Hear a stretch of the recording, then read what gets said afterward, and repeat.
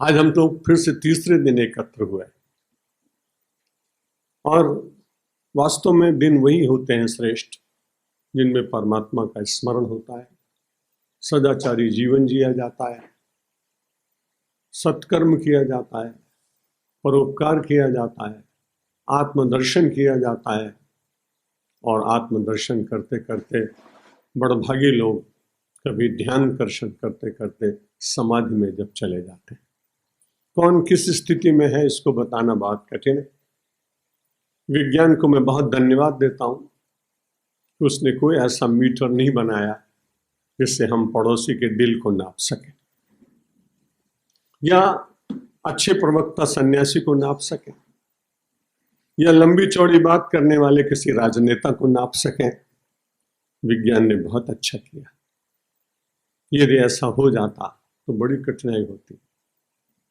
हम तत्काल अपने पड़ोसी के हृदय में उसके स्पर्श कराते और ऊपर से वो कुछ और है, भीतर से वो कुछ और है, ये ज्ञात हो जाता तो कल हम उससे बात भी न करते। इसलिए विज्ञान की बहुत बड़ी उन्नति होने पर भी हम सब लोग भाग्यशाली हैं। अभी आपने प्रास्ताविक सुना हमारे प्राचार्य श्री प्रभुदास जी पटेल जी के द्वारा कि मनुष्य के हृदय में क्या बात है कभी कभी सत्संग के द्वारा अनायास प्रकट हो जाती है। इसलिए सत्संग व्यक्ति को जहां जहां मिले वहां करते रहना चाहिए। कल भी मैं कह चुका हूं कि वो मेरा रोज परिचय कराएंगे और ढूंढ कर कोई न कोई अतिशयोक्ति अलंकार का प्रयोग करेंगे। न मैं रामतीर्थ हूं, न मैं विवेकानंद हूं, मैं तो एक साधक सन्यासी हूं। और उनकी पवित्र छाया का दर्शन करते करते यदि आप किसी का बहुत ध्यान करें तो ध्यान करने के बाद ध्याने ध्याने तद्रूपता, ध्यान करते करते वो स्वरूप आपके भीतर आ जाता है। अब मैंने इन दो सन्यासियों को बचपन से पढ़ा सुना, इनके दर्शन किए, इसलिए किसी श्रोता को, किसी प्रवक्ता को, किसी परिचय कराने वाले को उनकी छाया मुझ में दिख जाए तो ये उनकी महानता है, लेकिन मेरी अपनी महानता में मानता हूं। आइए पुनः आपको ले चलते हैं। प्रातः काल में उन्मुक्त विचरण करता हूं केवल 15 मिनट के लिए, क्योंकि मैंने नियम लिया है कि जहां जहां हूं तो प्रातः काल प्रार्थना करनी चाहिए। प्रार्थना मेरी दृष्टि से वो मार्जनी है, वो सावरणी है जिससे हृदय को शुद्ध किया जाता है। जब तक इस देश में त्रिकाल संध्या की प्रथा थी, लोग रोज आत्मनिरीक्षण करते थे, सूर्य को अर्घ्य देते थे। जब सूर्य को अर्घ्य देते थे तो स्वाभाविक था कि उसमें से प्रकाश की किरणें मिलती थी और व्यक्ति को ऐसा लगता था कि जिस सूर्य को मैं प्रणाम कर रहा हूं, क्या मैंने उससे कोई प्रेरणा ली है। उसको लगता था कि सरोवर का, जलाशय का, कुएं का जो मैंने पानी सूर्य भगवान को प्रदान किया है, उस जल का निर्माता कौन। जब निर्माता का स्मरण होता है तो उसकी निर्मिति का दर्शन होता है। जब निर्मिति का दर्शन करते हैं तो उसकी व्यापकता का दर्शन होता है। जब उसकी व्यापकता का दर्शन करते हैं तो उसकी महिमा का दर्शन होता है। जब उसकी महिमा का दर्शन होता है तो शीश अपने आप झुक जाता है। और इसलिए हम सब लोग अपने देश में उस महिमा का विस्मरण करते हुए लौकिक लोगों की महिमा में जीने लगे। और वो महिमा इतनी धूमिल कि हर 5 वर्ष के बाद बदलती रहती है, इसलिए आदमी का मन भी बड़ा चंचल दिखाई पड़ता है। कल मैंने आपसे निवेदन किया था कि भगवान श्री कृष्ण के सामने अर्जुन अपने मन को प्रकट करते हुए अपने संशय की बात कहता है। और दुनिया में जितने संकट उत्पन्न होते हैं वे संशय के कारण और संदेह के कारण, दूसरे और भी कारण हो सकते हैं, लेकिन ये एक कारण सबसे बड़ा कारण है जिसके कारण परिवार में, समाज में, मित्रों में, अपने भीतर स्वयं जब संदेह की वृत्ति जग जाती तो बड़ी कठिनाई। मैं जीतूंगा कि नहीं जीतूंगा ये विचार जहां आया वहीं पराजय को आपने बुला लिया। जहां आपने सोचा ना मैं जीतूंगा ही, मैं विजय प्राप्त करूंगा ही, ये असंशय। जहां संशय होता है, श्रीमद् भगवद गीता कहती है संशयात्मा विनश्यति। वो विनाश की ओर हम चले जाते हैं। इसलिए भारतीय संस्कृति और अध्यात्म मनुष्य के संकल्पों में असंशय वृत्ति की दृढ़ता प्रदान करता है। यहां मैं जागतिक चर्चा नहीं कर रहा हूं, आध्यात्मिक चर्चा कर रहा हूं। और जब भी कभी ऐसा संशय उत्पन्न हो जाता है तो परिवार में भी बड़ी कठिनाइयां होती हैं। आपका किसी के साथ कुछ दिनों पहले मतभेद हुआ, बोलचाल बंद हो गया हो, और आप जा रहे हो और वो व्यक्ति किसी पान की दुकान पर खड़े होकर पान वाले से बात करते करते अचानक बार बार आपको देख रहा हो, तो आप तत्काल विचार करेंगे कि ये मेरे ही संबंध में कुछ बात कर रहा है। यद्यपि वहां कुछ बात थी ही नहीं, लेकिन जो द्वेष की वृत्ति मन में बैठ गई, उस वृत्ति के कारण हमारे विचारों का प्रक्षेपण इस प्रकार से होता है कि हम अनजाने ही कई लोगों को अपना विरोधी मान लेते हैं, होते नहीं। इस संशय वृत्ति का विनाश अध्यात्म के द्वारा ही होता है। और जब संशय होता है तो बड़ी कठिनाई होती है। संशय तो हुआ व्यक्ति को, गोस्वामी तुलसीदास जी वर्णन करते हैं, रजत सीप महाभास जिम यथा बार करिबार यद्यपि मृषा तिहु काल महा भ्रम न सके कोई टार। संशय हो गया। मैं पहली बार जैसलमेर जब प्रवचन करने गया, कभी मरुस्थल देखा नहीं था, रण देखा नहीं था, रेगिस्तान देखा नहीं था, डिजर्ट देखा नहीं था। जब मैं जाने लगा तो एक आदमी देखा, बहुत धूप तेज, बड़ी दूर पानी दिखाई पड़ रहा है। मैंने अपने शहर चालक को कहा, मित्र को, आप लोग कहते हैं यहाँ जलाशय नहीं, यहाँ तो बहुत बड़ा तालाब दिखाई पड़ रहा है, कितना बड़ा तालाब चमक रहा है।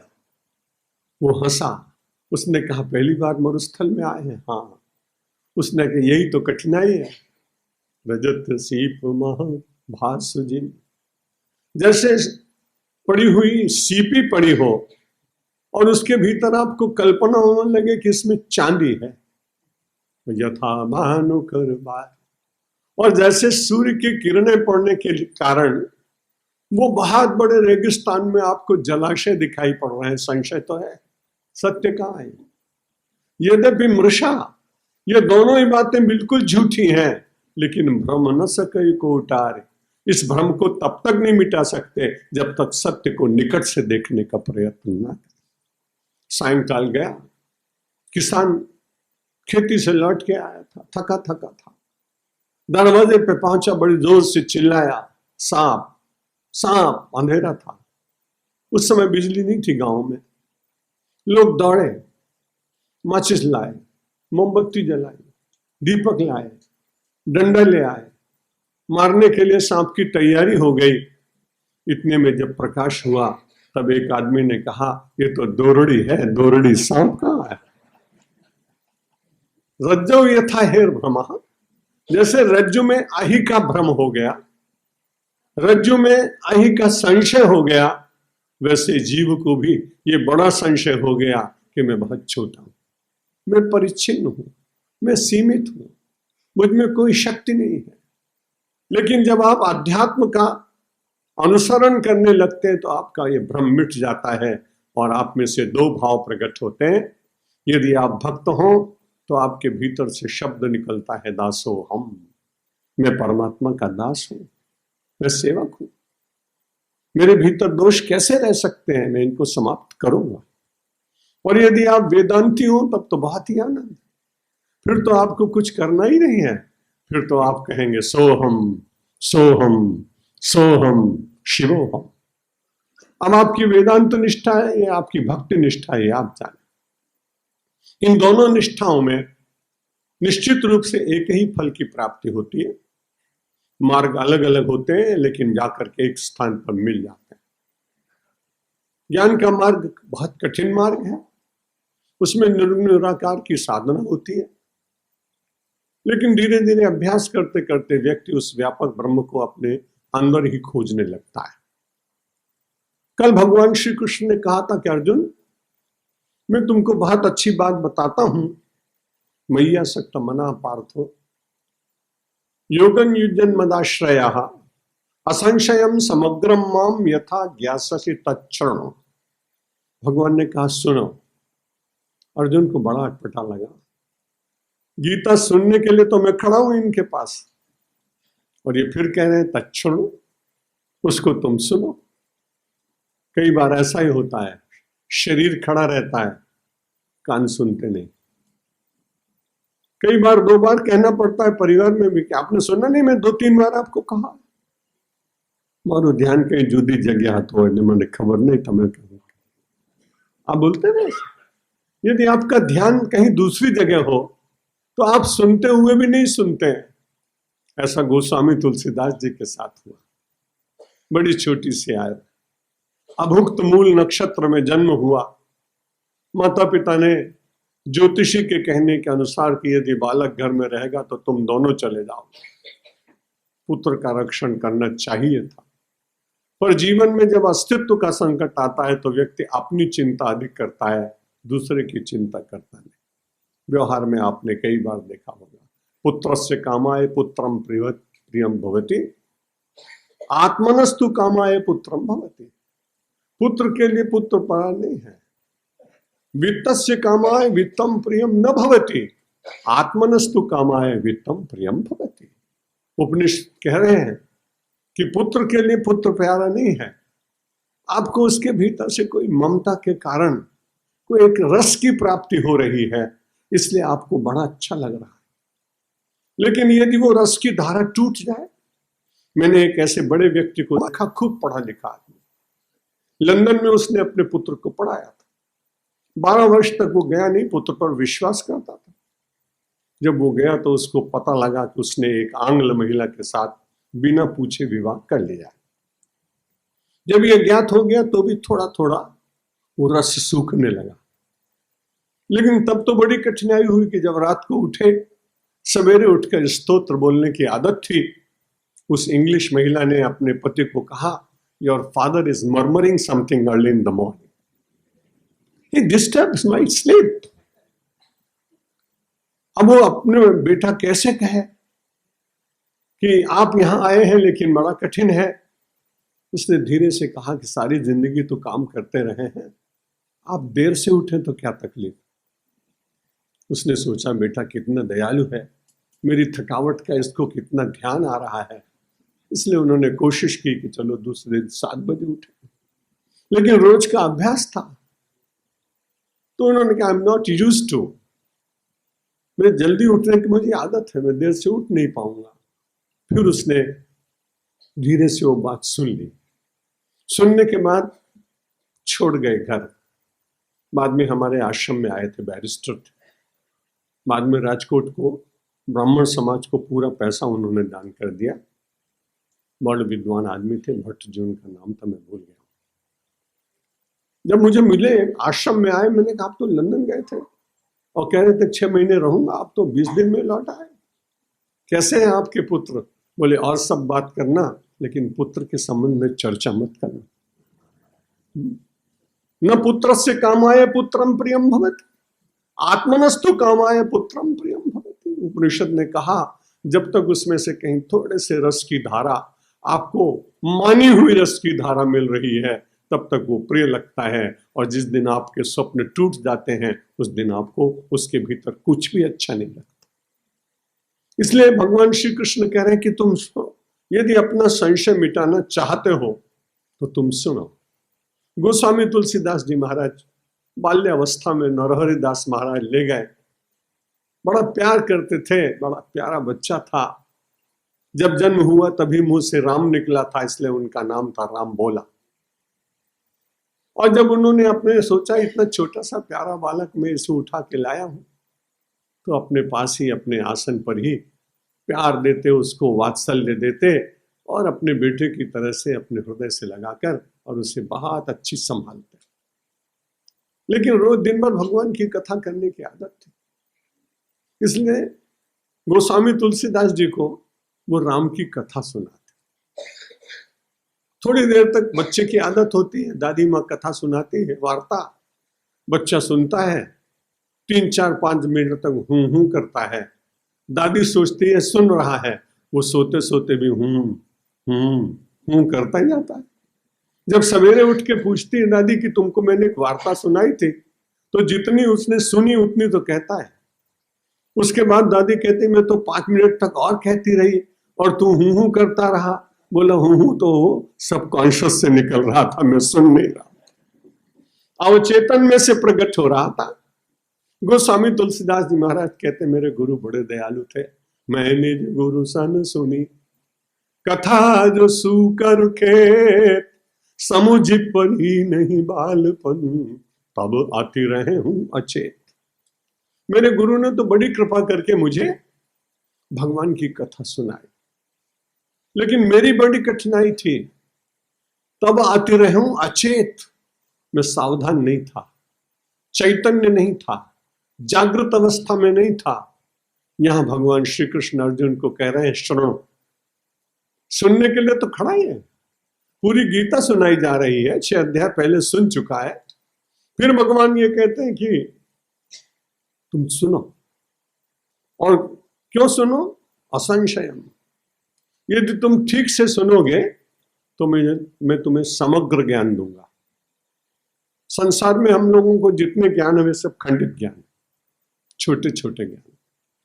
पूरा ज्ञान संसार में किसी को किसी वस्तु का नहीं। कोई वैज्ञानिक ये नहीं कह सकता कि पूरे विज्ञान मैंने जान लिया। कोई साहित्यकार ये नहीं कह सकता है कि सारी जितनी उपमा है और जितने अलंकार है मैंने जान लिया। कोई पंडित ये नहीं कह सकता है कि शास्त्र मैंने संपूर्ण जान लिए। भगवान आदि शंकराचार्य भी वर्णन करते करते नेति नेति ही कहकर असंशयम समग्रम माम यथा ज्ञास्यसि तच्छृणु। इसलिए अर्जुन तुम सुन। तो जब आप सुनते हैं ना, सबसे पहली बात है कि जब सुनते हैं तब धीरे धीरे किसी के प्रति प्रेम जागता है। जिसको आपने देख लिया तो ठीक है, लेकिन जिसके संबंध में आप जानते नहीं, पहले सुनते हैं, और सुनने के बाद में जब उसका बार बार सद्गुण सुनते हैं तो धीरे धीरे उसको जानने की इच्छा होती। फिर जानने की इच्छा होती तो उसकी निकटता प्राप्त करने की इच्छा होती। जब नैकट्य प्राप्त होता है तो उसके सद्गुण प्रकाश में आते हैं और आपके मन में विश्वास जगता है। इसलिए प्रतीति यदि प्राप्त करनी हो, विश्वास यदि जागृत करना हो, तो सबसे पहले सुनना ही पड़ेगा। जाने बिनु न होए परतीति, और बिनु परतीति होए नहीं प्रीति। गोस्वामी तुलसीदास जी महाराज कह रहे हैं, भूमिका में रवि शास्त्री जो रामायण बोलते हैं ना, मुझे बड़ा अच्छा लगता है, मेरा बड़ा प्रिय ग्रंथ है। इसलिए जब वो रामायण बोलते हैं तो मेरी चौपाइयां पहले आती हैं और गीता के श्लोक बाद में आने लगते हैं। लेकिन ये बड़ी अच्छी बात है कि दोनों शास्त्र एक ही बात कहते हैं। गोस्वामी तुलसीदास ने बड़े खुले मन से कह दिया कि मैं अपना कुछ कहने नहीं जा रहा हूं। उनके उस खुलेपन से मुझे प्रेरणा मिली। उन्होंने लिखा कि नाना शास्त्र में जो कुछ लिखा है मैं भाषाबद्ध मैंने कर दिया। मुझे भी उससे बड़ी प्रेरणा मिली कि न मैं विवेकानंद हूं, न मैं रामतीर्थ हूं, मैं तो जो हूं वही साधारण सा व्यक्ति हूं। क्योंकि तुलसीदास जी इतने बड़े कवि होकर भी कहते हैं कि कवि न हो नहीं चतुर कहाऊं, मति अनुरूप राम गुण गाऊं। कवित विवेक एक नहीं मोरे, कि सत्य कहूं लिखे कागज कोरे। मैं कोरे कागज पर लिखकर कहता हूं कि मुझे तो कविता आती ही नहीं, मैं क्या लिखूं। लेकिन भगवान के गुण गाए बिना मैं रह नहीं सका, इसलिए उन्होंने कुछ लिखवा लिया, मैंने कुछ नहीं लिखा है। जब आदमी का मैं बोलता है तब बड़ी कठिनाई होती है। जब आदमी का मैं बोलता है तो भगवान कहते ठीक है तू कर ले। इसलिए हम सब जगह प्रार्थना सबसे करते हैं कि अपनी चिंता मत किया, काम करो, फिर निश्चिंत हो जाओ। जिस दिन आप अपनी चिंता करने लगते हैं उस दिन भगवान बहुत प्रसन्न होते हैं। एक दिन भगवान की प्रसन्न मुद्रा में मैंने देखा ध्यान करते करते कि आज बड़े प्रसन्न है भगवान। मैंने कहा भगवान आज बड़े प्रसन्न हो। बोले कुछ भक्तों ने आज मुझे वेकेशन पर भेज दिया, इसलिए मैं कहीं हॉलीडेज में जा रहा हूं। मैंने कहा वो कैसे हो गया? बोले वो अपनी चिंता अपने आप करने लगे तो मुझे छुट्टी मिल गई, मैं जा रहा हूं। अगर परमात्मा को बिजी रखना चाहते हो और परमात्मा आपका रक्षण करता रहे तो आप निश्चिंत होकर कार्य करिए, कार्य अवश्य करिए। और कार्य कौन से करिए? कार्यम कर्म समाचार। श्रीमद् भगवत गीता कहती है जो मन में आए सो नहीं करना है। जो कार्यम करने योग्य जो कार्य, शास्त्र ने जिसका समर्थन किया है, सत्पुरुषों ने जिसका समर्थन किया है, आपकी कुल परंपरा में कोई श्रेष्ठ व्यक्ति हुए वैसा आचरण किसी ने किया है, तो उनको अपने ध्यान में रखकर और फिर यदि आपने कार्य करना प्रारंभ किया तो निश्चित रूप से वह कार्यम कर्म आपका कर्म नहीं, आपकी पूजा बन जाएगी। श्रीमद् भगवद गीता कर्म का निषेध कहीं नहीं करती, लेकिन कर्म के परिष्कार करने की बात बार बार कहती है। पहले हम सब लोग ऐसे ही पानी पी लेते थे, अभी भी गांव में पीते हैं, लेकिन अब तो सबके यहाँ एक्वा फ्रेश लग गया, अब तो बिस्लेरी आ गई। पानी तो है लेकिन परिष्कार हुआ। अब लोगों को ऐसा लगा कि इसमें बैक्टीरिया नहीं है, शरीर को क्षति नहीं पहुंचेगी, लोग पीने लगे। तो आप कर्म करते करते कर्म का परिष्कार करिए। कर्म का परिष्कार कैसे होगा? जैसे लोग पुरानी पद्धति में घड़े में जल रख देते थे, फिर कोयला रख देते थे, फिर बालू रख देते थे, फिर छन छन के बाद में कपड़े में से छन के आता था और वो जल शुद्ध होता था। ठीक इसी प्रकार से अपने कर्म को परमात्मा की उपासना में लगा दीजिए। कर्म और उपासना दोनों साथ साथ चलते गए तो उपासना से परमात्मा प्रसन्न हुए और लाभ ये हुआ कि कर्म अपने आप ही पूजा बन गया, बिना प्रयत्न किए हुए वो शुद्ध होता चला गया। श्रीमद् भगवद गीता कहती है कार्यम कर्म समाचार, और यहां भगवान ने कहा मैया सक्त मना पार्थ योगम युंजन मदाश्रय, मेरा आश्रय लेना। कल भी कई आश्रय की बात बताई थी। और जब आश्रय को ले लेता है तो भगवान का हृदय प्रसीजता है, दौड़ के आते हैं। सब लोगों का आश्रय लिया था, इतिहास जानते हैं आप, बहुत विस्तार से नहीं कहूंगा, लेकिन युधिष्ठिर मदद नहीं कर पाए, अर्जुन मदद नहीं कर पाए, भीम बिल्कुल सहायता नहीं कर सके, नकुल और सहदेव अपनी गर्दन झुका के बैठ गए। लगता था द्रौपदी को जो सर्वश्रेष्ठ व्यक्ति है समाज का, वो भीष्म पितामह तो मेरी रक्षा करेगा। इसलिए पितामह की ओर आंखें फाड़ फाड़ कर देख रही, देखो तुम इतने वयोवृद्ध और तुम्हारे सामने एक ललना की लाज जा रही है, आप बोल नहीं रहे। द्रोणाचार्य की ओर देखा, सभा में बैठे प्रत्येक वरिष्ठ व्यक्ति को देखा। अब उसको लगा कि ना ना ना, बहुत भूल हो रही है। ये सब लोग जगत के लोग हैं, इसलिए यदि जगदाश्रयी लोगों के साथ में मैं अब निवेदन करूंगा तो मेरा रक्षण होगा नहीं, इसलिए मदाश्रय।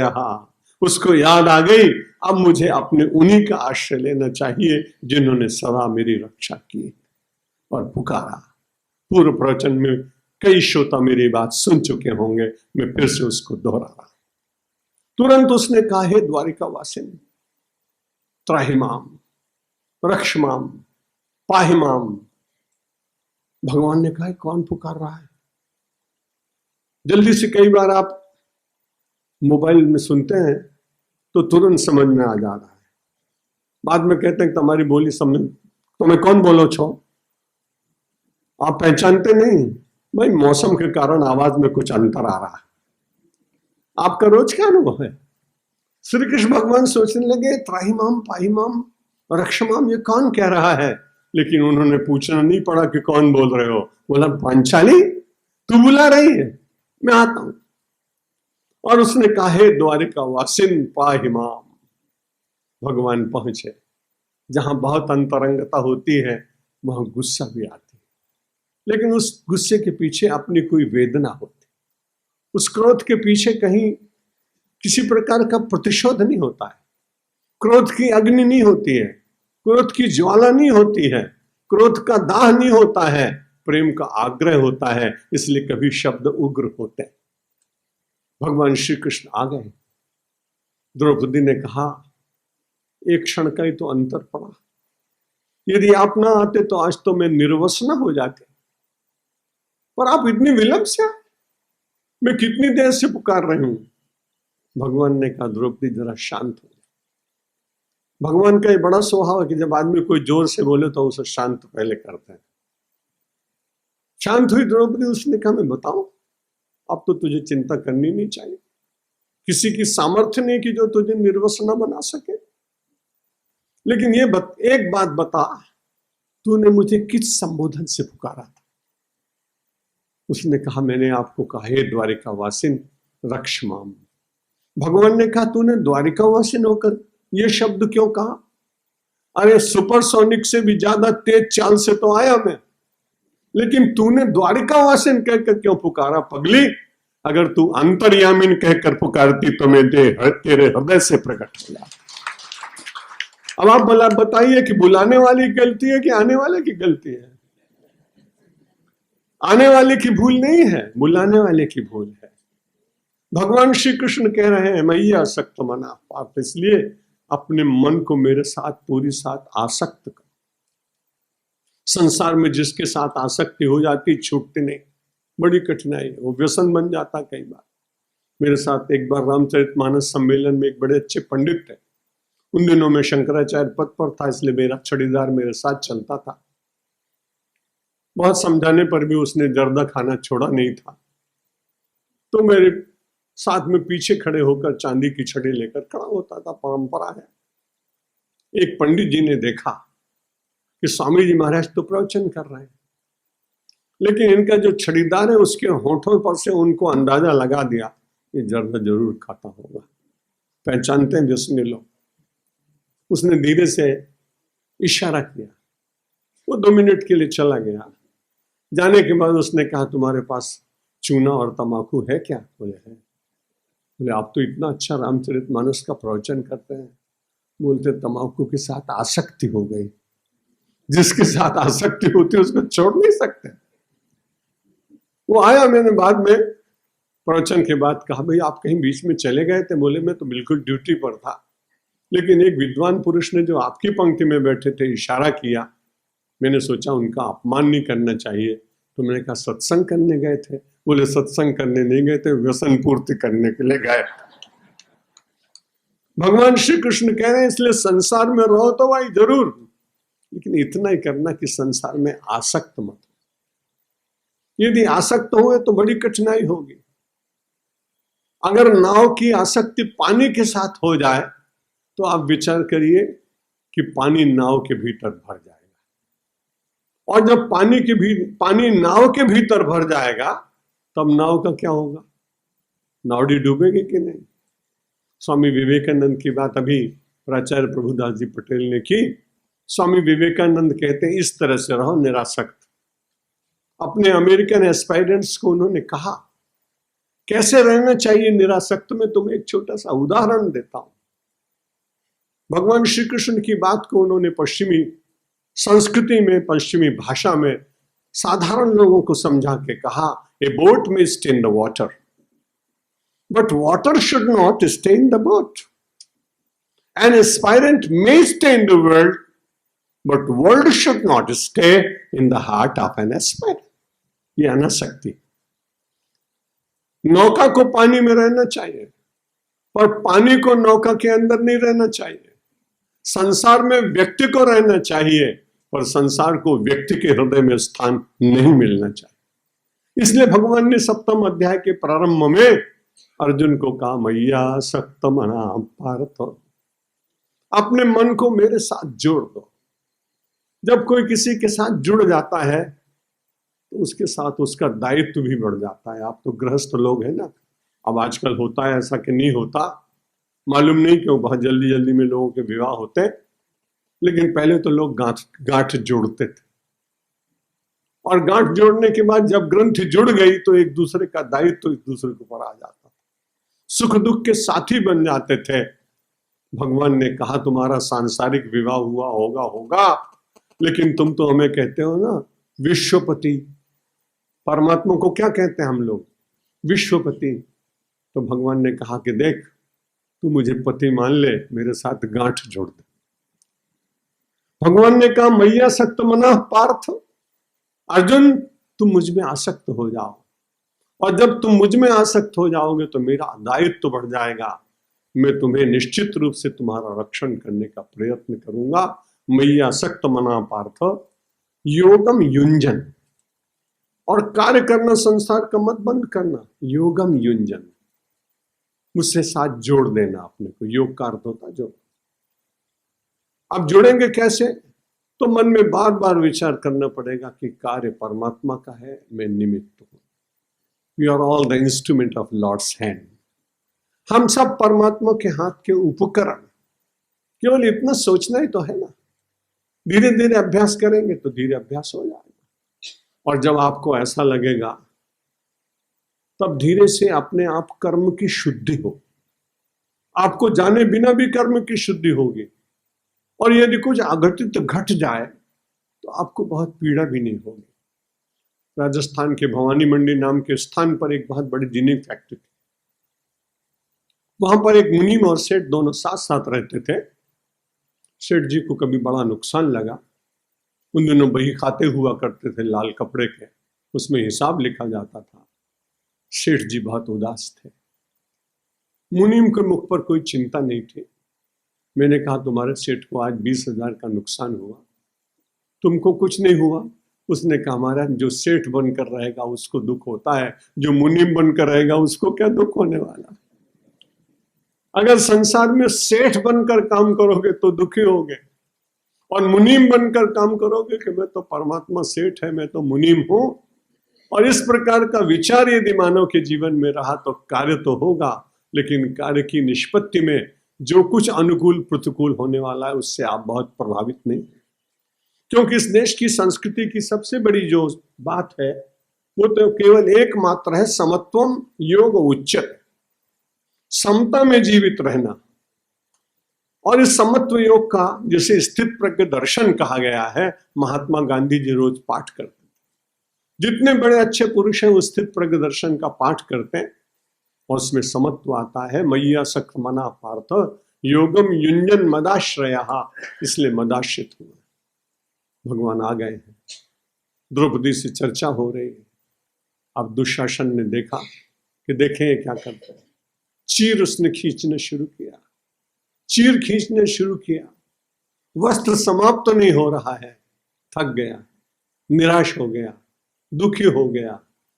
जय जयकार भगवान की होने लगी। महर्षि वेदव्यास ने दृश्य देखा और श्रीमद् भागवत में लिखा, विधीयते यदुनंदनेन नापेक्षते तत्र सहाय शक्ति, पांचाल बालांचल दीर्घताया न तत्र तंतु न च तंतु आया।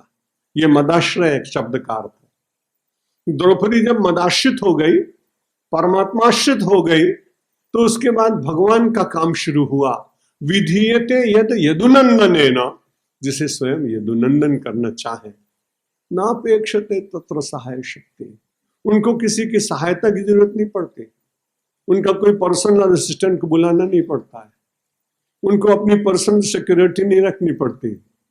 भगवान जो करना चाहते हैं वो स्वयं अकेले ही करते हैं। विधीयते यदि यदुनंदनेन नापेक्षते तत्र सहाय शक्ति, वहां सहायता की जरूरत नहीं। देखा नहीं आपने? पांचाल बालांचल दीर्घताया, पांचाली के अंचल को बढ़ाने के लिए न तत्र तंतु हो, वहां कोई जुलाहा नहीं है, वहां कोई कपड़ा मिल नहीं है, वहां कोई वीविंग मिल नहीं है।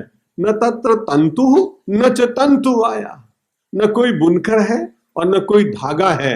लेकिन साड़ी बढ़ती चली गई, क्योंकि उससे श्री कृष्ण ने अपने मदाश्रित के ऊपर कृपा करके उस वस्त्र को इतना बढ़ाया कि हमारे तो कई संत कवियों ने कहा कि भगवान का एक नया अवतार हुआ। लोगों ने पूछा कौन सा अवतार हुआ? बोला वस्त्रावतार हुआ।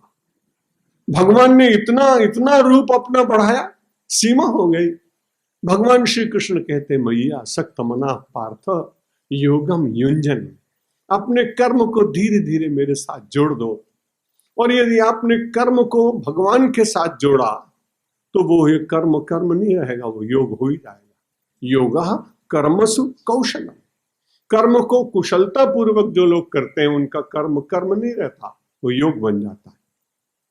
शरीर को शुद्ध रखने के लिए निश्चित रूप से आपको कपालभाति और अनुलोम विलोम करना चाहिए। मेरे मित्र हैं रामदेव जी, हर उत्सव में मुझे बुलाते हैं। लेकिन उससे शरीर शुद्ध होगा, आत्मा की शुद्धि, परमात्मा से मिलन, ये सब कुछ बहुत नहीं हो पाएगा। ये तो तभी होगा जब व्यक्ति की वृत्ति अंतर से भगवान के साथ जुड़ेगी। और कर्म को शुद्ध रखने के लिए अपने को निमित्त मानकर काम करेगा। मय्या सक्त मना पार्थ योगम युंजन मदाश्रय असंशयम समग्रम माम यथा ज्ञास्यसि तच्छृणु। अर्जुन तुम उसको सुनो, यथा ज्ञास्यसि। और कैसा जानोगे तुम? समग्रम माम। संसार में जितने लोग हैं वो थोड़ा थोड़ा भगवान को जानते हैं, और थोड़ा थोड़ा जान लेने पर भी वो बड़े आनंद में है, क्योंकि परमात्मा तो थोड़ा सा भी मिल जाए तो जीवन सुखी हो जाता है, और किसी को पूरा मिल जाए तो कहना ही क्या है। सूरदास जी महाराज को तो अंधपने में केवल बाल लीलाएं ज्यादा दिखाई पड़ी। 1 लाख पद लिखे उन्होंने। मैया मैंने ही माखन खायो आपको बहुत याद है, वो सूरदास ने लिखा। आंखें नहीं है लेकिन दृष्टि परमात्मा ने दे दी। रोज 1 बाल लीला का पद लिखते हैं। ब्रज में जब भोजन का समय होते हैं तब जाकर के किसी से भिक्षा ले आते हैं। एक दिन भगवान श्री कृष्ण बड़े प्रसन्न हुए। सूरदास से कहा, तू इतने दिन तक मेरी लीला अपनी अनुभूति से, अपनी अंतर्दृष्टि से देखकर लिखता है, आज मेरी बड़ी इच्छा है कि मैं तुझे आंखें दे दूं। हम और आप होते तो कितने प्रसन्न हो जाते। सूरदास ने कहा, मैंने तो मांगा नहीं कि आप मुझे आंखें दे दीजिए, पर आप दे ही रहे हैं तो दे दीजिए। सूरदास को आंखें मिली। ब्रजमंडल का दर्शन करने के गए।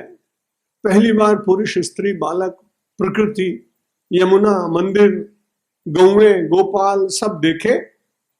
देखने के बाद आए तो दूसरे दिन सवेरे फिर लिखने बैठे। भगवान बालकृष्ण उपस्थित हैं।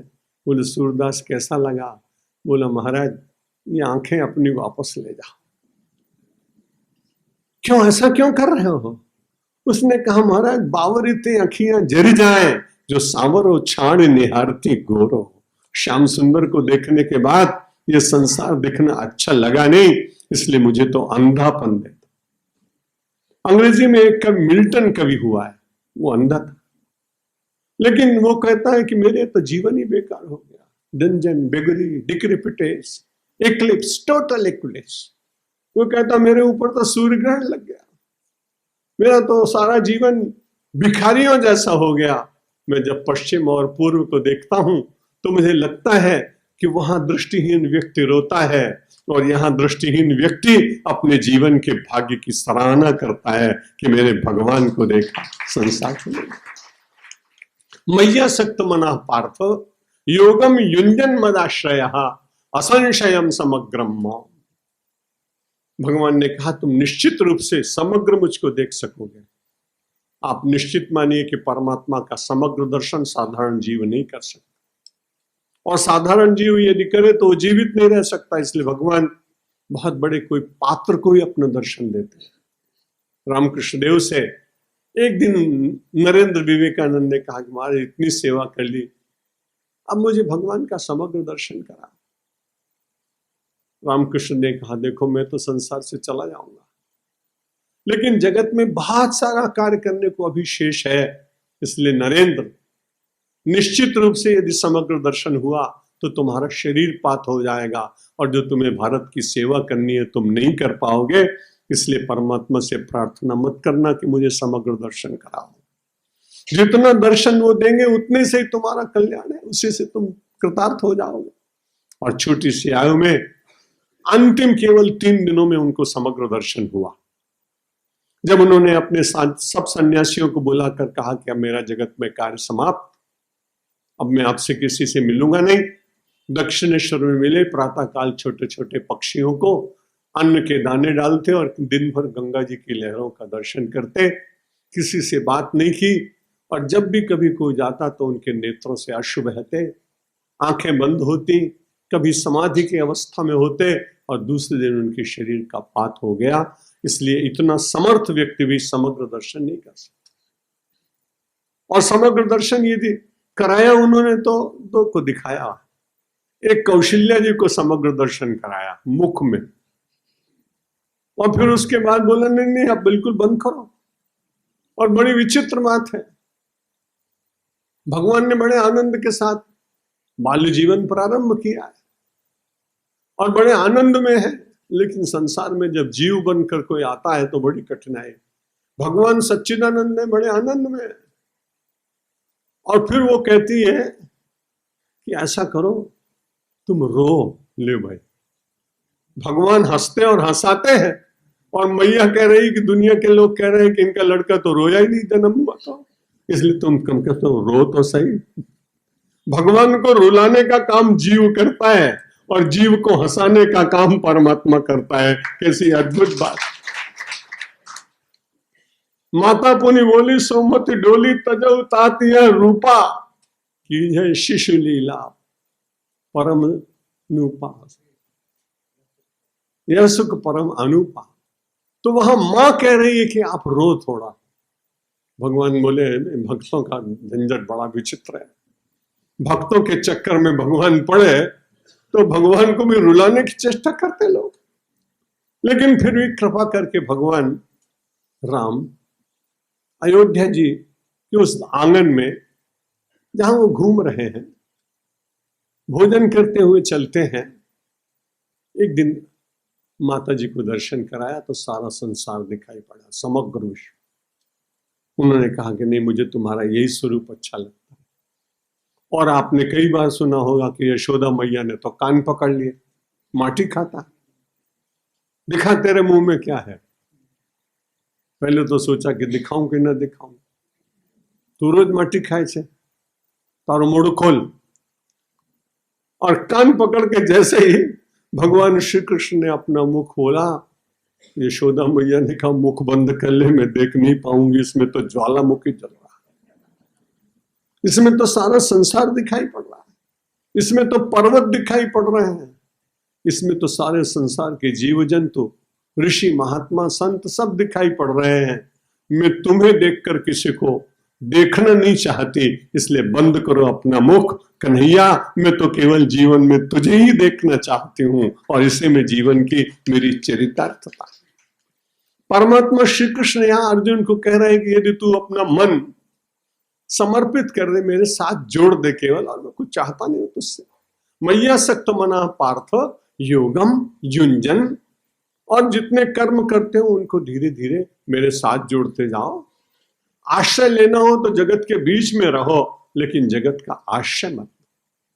यदि जगत का आश्रय लिया तो जगत नश्वर है, नश्वर वस्तु आपको कितना आश्रय देगी। पदार्थों का आश्रय लिया तो पदार्थ कब छूट जाते हैं कोई जानता नहीं। शरीर का आश्रय लिया तो कब रोगी हो जाएंगे कोई जानता नहीं। धन का बहुत आश्रय लिया और कब शेयर का बाजार लुढ़क जाएगा और आत्महत्या करनी पड़ेगी, कौन जानता है। इसलिए न तो धन का आश्रय, न तो तन का आश्रय, न रूप का आश्रय, न जगत का आश्रय। आश्रय किसका? मदाश्रय। परमात्मा का आश्रय लिया तो परमात्मा आश्वासन कितना बड़े दे रहा है। मुझे तो अर्जुन बहुत अच्छा लगता है, क्योंकि सीधी सीधी बात करता है कि मैं तुम्हारे आश्रित हो जाऊं, તમે શું આપશો મને? सीधी बात, बार्टर ऑफ एक्सचेंज, विनिमय की बात करता है, लेन देन की बात करता है कि चलो मैं तीनों बातें मानी तुम्हारी, तुम्हारे मन में मैंने अपने को समर्पित कर दिया, तुम्हारे साथ अपने को जोड़ दिया, तुम्हारे आश्रय में चला गया। अब इसके बाद मेरा क्या होगा, मुझे क्या देंगे? दूसरी पंक्ति में भगवान उत्तर दे रहे हैं, असंशयम समग्रम माम यथा ज्ञास्यसि तच्छृणु। मैं सारा संसार तुझे दे दूंगा और उस संसार की असारता का बोध तुझे दे दूंगा। संसार दूंगा, लेकिन संसार के साथ साथ में वो विवेक तेरे भीतर जागृत रहेगा जिसके कारण जगत से तुझे मोह नहीं होगा। असंशयम समग्रम माम यथा ज्ञास्यसि तच्छृणु। ज्ञानम देहम सविज्ञानम इदम वक्ष्याम्य शेषतः यज्ञात्वा नेह भूयोन्नत गातव्यम अवशिष्यते। मुझे ऐसा लगता है कि यदि मैं 7वें अध्याय के एक एक श्लोक पर ही व्याख्या करता रहूंगा तो मुझे लगता है कि आधा अध्याय मैं नहीं कर पाऊंगा। लेकिन मुझे लगता है कि इन 13 दिनों में मुझे इस अध्याय को तो कम से कम पूर्ण करना ही चाहिए था। अगर 2 महीने रहे तो मैं विश्वास पूर्वक आपको कहता हूं कि परमात्मा मुझे इतनी शक्ति और कृपा करते मेरे ऊपर कि मैं केवल दूसरे अध्याय पर ही 60 प्रवचन करने की मेरी मानसिक तैयारी थी। लेकिन मैं नहीं, विदेश यात्रा निकल आई, स्वास्थ्य खराब हो गया, गुरु पूर्णिमा बीच में आ गई इसलिए मैंने कहा, जैसा उन्होंने कहा कि आधी में पौनी आध, तो इसलिए मैंने सोचा कि सब, मैं तो सत्संग कराने आया नहीं, तो आपका सत्संग करने आया, क्योंकि आपके भीतर भी तो भगवान विराजमान है। मैं ऐसा मानता नहीं कोई बड़ा छोटा है, सब स्फुलिंग है। अगर कोई बड़े भारी बिजली के बल्ब का महत्व है तो मैं ऐसा मानता हूं उसे रात भर जलाना चाहिए, पर आप कहते हैं ये छोटा वाला नाइट बल्ब जलाओ, छोटा वाला, और बहुत छोटा सा बल्ब जलता है, प्रकाश थोड़ा सा होता है। उस बल्ब की महिमा 12 घंटे तक है। पढ़ाई के समय आप बहुत बड़ा कैंडल, ज्यादा कैंडल पावर वाला दीपक जलाते हैं, इसलिए यहाँ कोई न बड़ा है न कोई छोटा है, सबके भीतर परमात्मा के ही प्रकाश है, कहीं अधिक है और कहीं कम। इसलिए किसी व्यक्ति को ऐसा मानना नहीं चाहिए कि मैं बड़ा हूं, और जो बड़ा है वो तो बहुत दुखदाई। हमारे हिंदी में बड़ा बनता है, दही में बाद में डुबोते हैं, उड़द को पहले पीसते हैं, पीसने के बाद मसाला डालते हैं, मसाला डालने में गरम तेल में डालते हैं, गरम तेल में बना तब उसके बाद फिर दही में डाल देते हैं। अब इतना हो तब बड़ा बनता है, भगवान बचाए ऐसा बड़ा बनने। इसलिए हमारे नानक देव जी महाराज तो बड़ी सीधी सी बात कहते हैं गुरु ग्रंथ साहब में कि नानक नन्हे हुए रहो, नानक नन्हे हुए रहो, कि जैसे नन्ही दूब सभी घास जल जाएंगे, पर दूब खूब की हो। दूर्वा हरदम हरी रहती है। जब भी गणपति का पूजन करते हैं तो दूर्वा कहीं ना कहीं मिल जाती है। ज्येष्ठ के मास में, गर्मी में सारे वृक्ष सूखने लगते हैं, पर दूब हरी बनी रहती है। क्यों? वो सबसे छोटी है, अपने को अत्यंत नम्र बनाकर अपनी धरती के साथ लिपटी रहती है। इसलिए भगवान ने कहा, मैं तुम्हें निश्चित रूप से, यदि हमारी 3 बातें तुमने मान ली तो ज्ञानम विज्ञान सहितम, मैं तुम्हें ज्ञान दूंगा और विज्ञान भी दूंगा। और सबसे बड़ी बात, लाभ यह होगा, ज्ञानम तेहम सविज्ञानम इदम वक्ष्यामि अशेषतः, अशेषतः पूरा पूरा। भगवान संसार में पूरा पूरा देते हैं। दुनिया में आदमी देता है तो थोड़ा थोड़ा देता है। एक आदमी बहुत धनी आदमी था, तो अपने बार बार उसने कहा, मैंने कहा तुम्हारी उम्र हो गई तो अपने बेटे को दे दो, बहुत अच्छा है। बोला ना, बधु नहीं आपो, एनो मगज बदली जाए तो मारो शू थशे। वो थोड़ा थोड़ा ऑपरेशन है। संसार के लोग थोड़ा थोड़ा देते हैं, और मेरे भगवान श्री कृष्ण आप कैसे श्रेष्ठ हैं, तो आप कहते हैं वक्ष्यामि अशेषतः, मैं खाली हो जाऊं तो हो जाऊं, चिंता नहीं अर्जुन, पर तुझे धनी बना दूंगा। मैं गरीब रह जाऊं तो कोई चिंता की बात नहीं, पर तुझे सेठ बना दूंगा। परमात्मा के अतिरिक्त कोई सामान्य व्यक्ति को सेठ बनाएगा क्या? एक सेठ दूसरे सेठ को देख नहीं सकता, उसके साथ प्रतिशोध चलता है, प्रतियोगिता चलती है, कंपटीशन चलता है, चल कपट चलता है। लेकिन मेरे भगवान जिसको सेठ बनाते हैं उसको सब कुछ देते हैं, और उसको बनाते समय अपने को तो लुटा देते हैं। इस गुजरात को कौन भूलेगा, इस द्वारिका को कौन भूलेगा, जहां संसार का सबसे बड़ा सेठ दुनिया के सबसे बड़े दरिद्री व्यक्ति को अपने सोने के सिंहासन पर बिठाता है और उसके चरण धोकर अपने जीवन को धन्य बनाता। अशेषतः सब कुछ दे दिया। वो तो अगर रुक्मिणी ने हाथ न पकड़ लिया होता तो द्वारिका भी गई होती। तो रुक्मिणी ने कहा कि सब कुछ तो दे दिया, अब सुदामा बनना है क्या?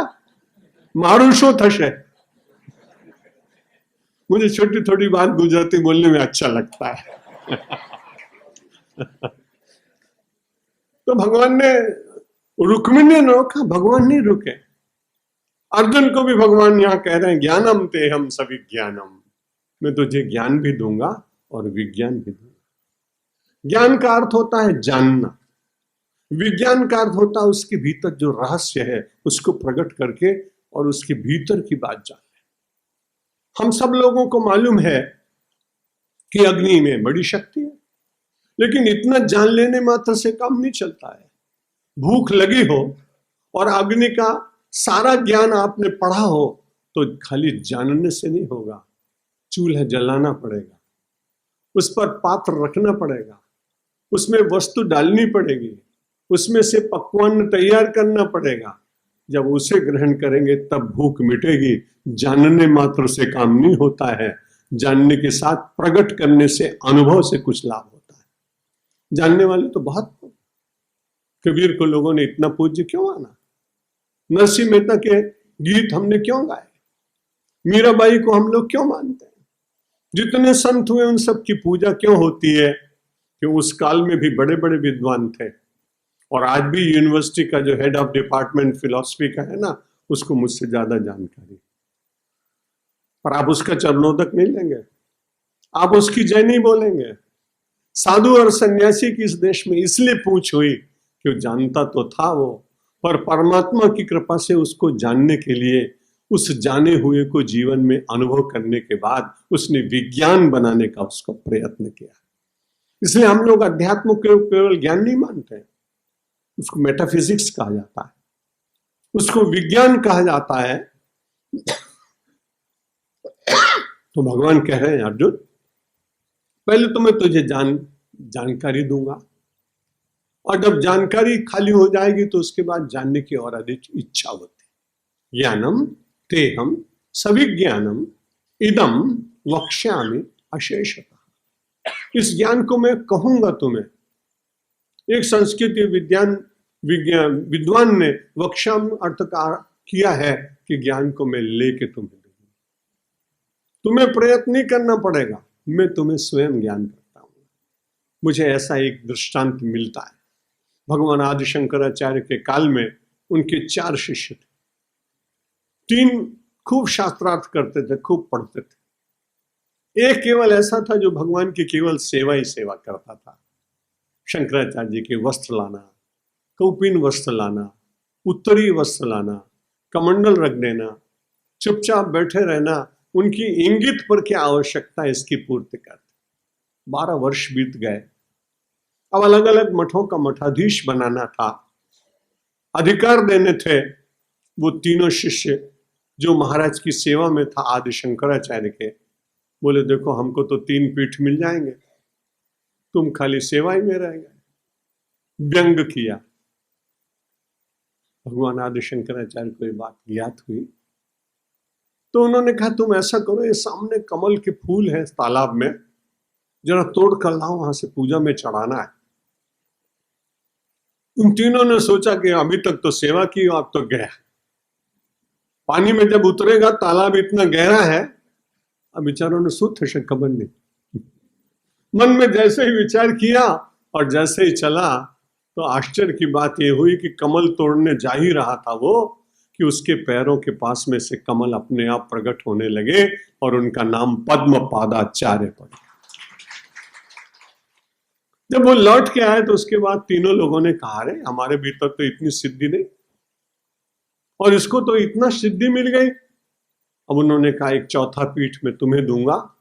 बोले ये करेगा क्या?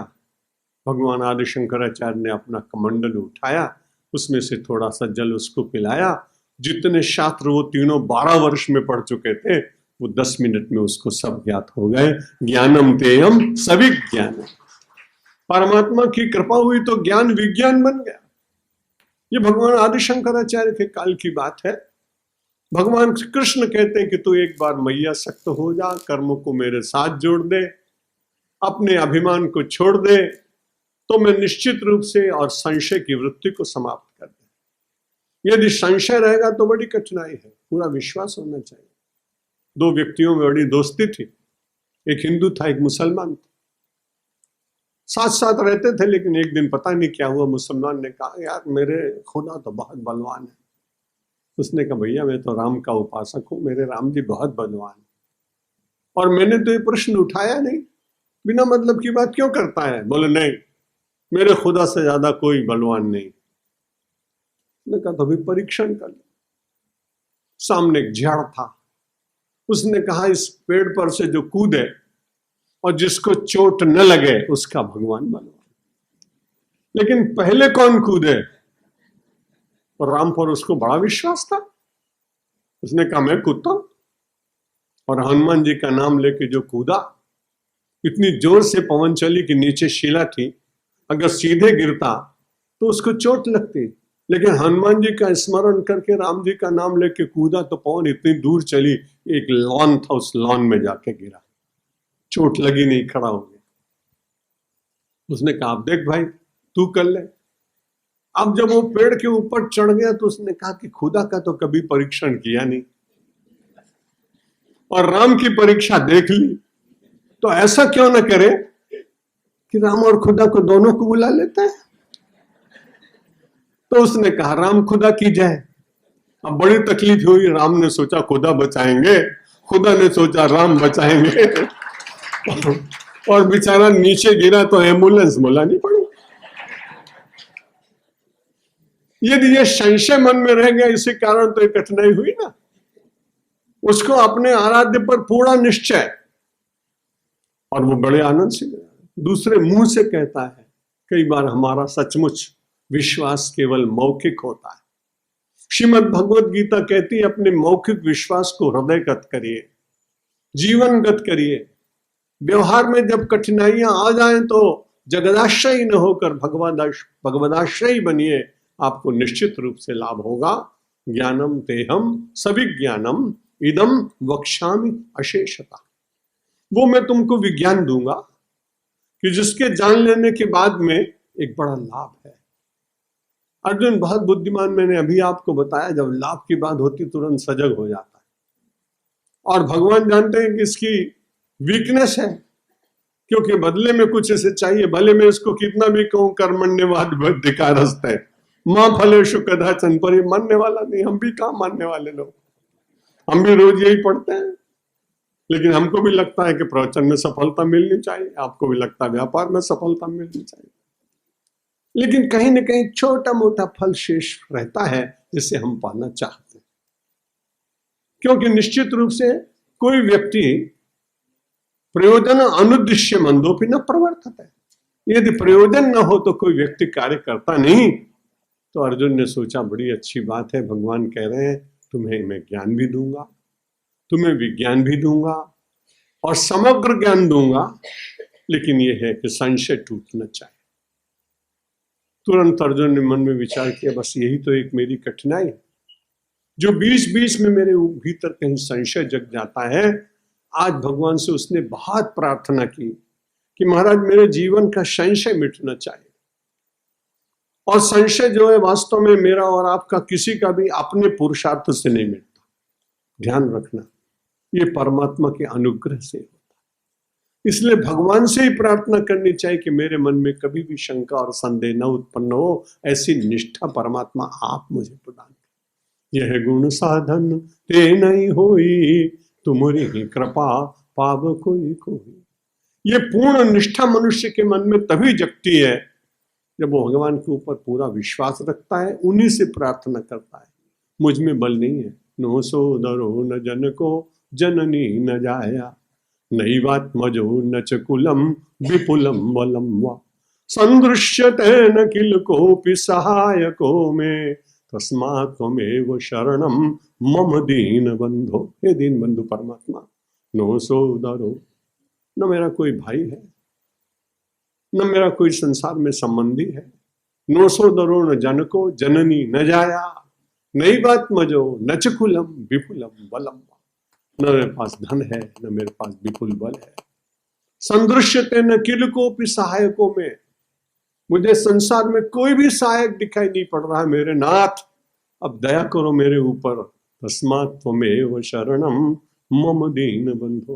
हे दीन बंधु, इसलिए मैं आपकी शरण में हूं, और जब आपकी शरण में आ गया हूं तो फिर महाराज वो ज्ञान दीजिए जिसको जान लेने के बाद फिर दूसरा जानना नहीं होता। दूसरी पंक्ति में भगवान कह रहे हैं, दूसरे श्लोक में, यज ज्ञात्वा नेह भूयोन्नत ज्ञातव्यम अवशिष्यते। अर्जुन के मन में प्रथम अध्याय में अहंकार जागा है, इसलिए वो कह रहा है कि मैं युद्ध नहीं करूंगा, भैक्षमपि ये लोग भीख मांग कर खा लूंगा। ये तो बड़ी कठिनाई है। आपके भीतर क्षमता है, आपके भीतर शक्ति है, लेकिन अपने स्वकर्तव्य का पालन न करने के लिए नाना प्रकार के भिन्न प्रकार के बहानों को ढूंढते हुए और अपनी क्षमता को अपने आप ही छिपाने का प्रयत्न कर।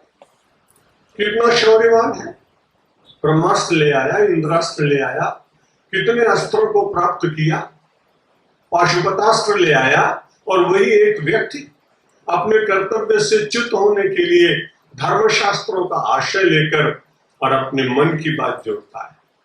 ये बड़ी कठिनाई समाज के साथ में है कि हम अपने मन के व्यसनों को और बुराइयों को शास्त्रों में खोजने लगते हैं।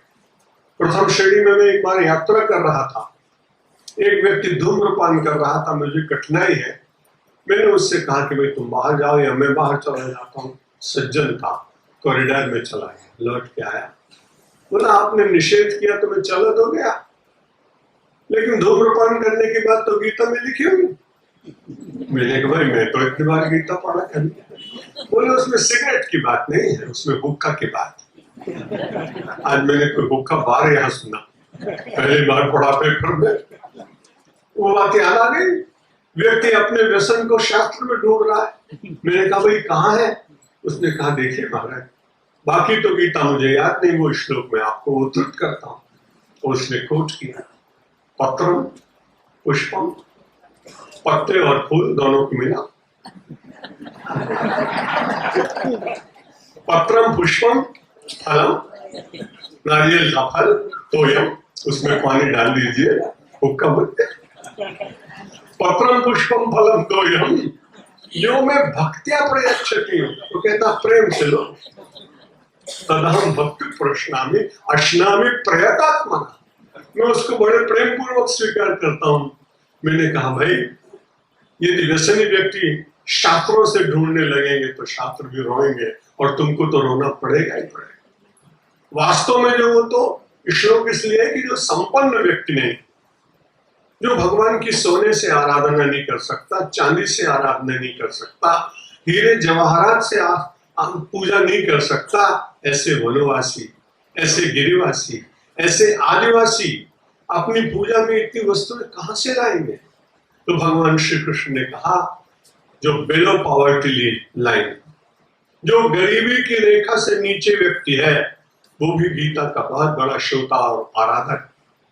इसलिए भगवान ने उसके लिए कहा तुम जंगल में जा रहे हो, चिंता नहीं, यदि तुम्हारे पास बहुत अच्छा वस्त्र और आभूषण हो तो चिंता मत करना, तुम तो छोटा सा कोई फूल जंगल का तोड़ लेना, कोई बहुत अच्छी सी हरी सी एक पत्ती किसी कोमल वृक्ष में से ला करके और सरोवर का जल अपने जल पात्र में लेकर के आना और मुझे चढ़ा देना।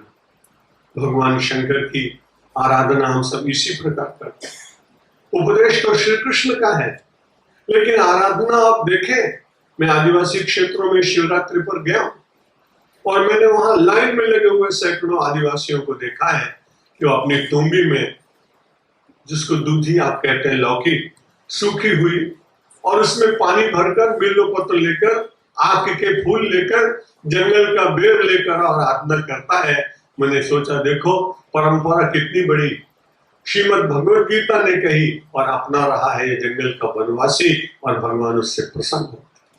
असल में वो श्लोक तो उन लोगों के लिए है जिनके पास संपन्नता नहीं है और जो सोचने लगते हैं कि मैं भगवान को प्रसन्न कर पाऊंगा या नहीं प्रसन्न कर पाऊंगा। हम सब लोग बड़े क्षमतावान लोग, भारतवर्ष के नागरिक को पहले से ही जन्म लेते उसके परिवार के लोगों से संस्कार प्राप्त होते हैं। ब्रह्म की सत्यता और जगत की मिथ्यात्व की बात गांव के सामान्य लोग भी करते हैं।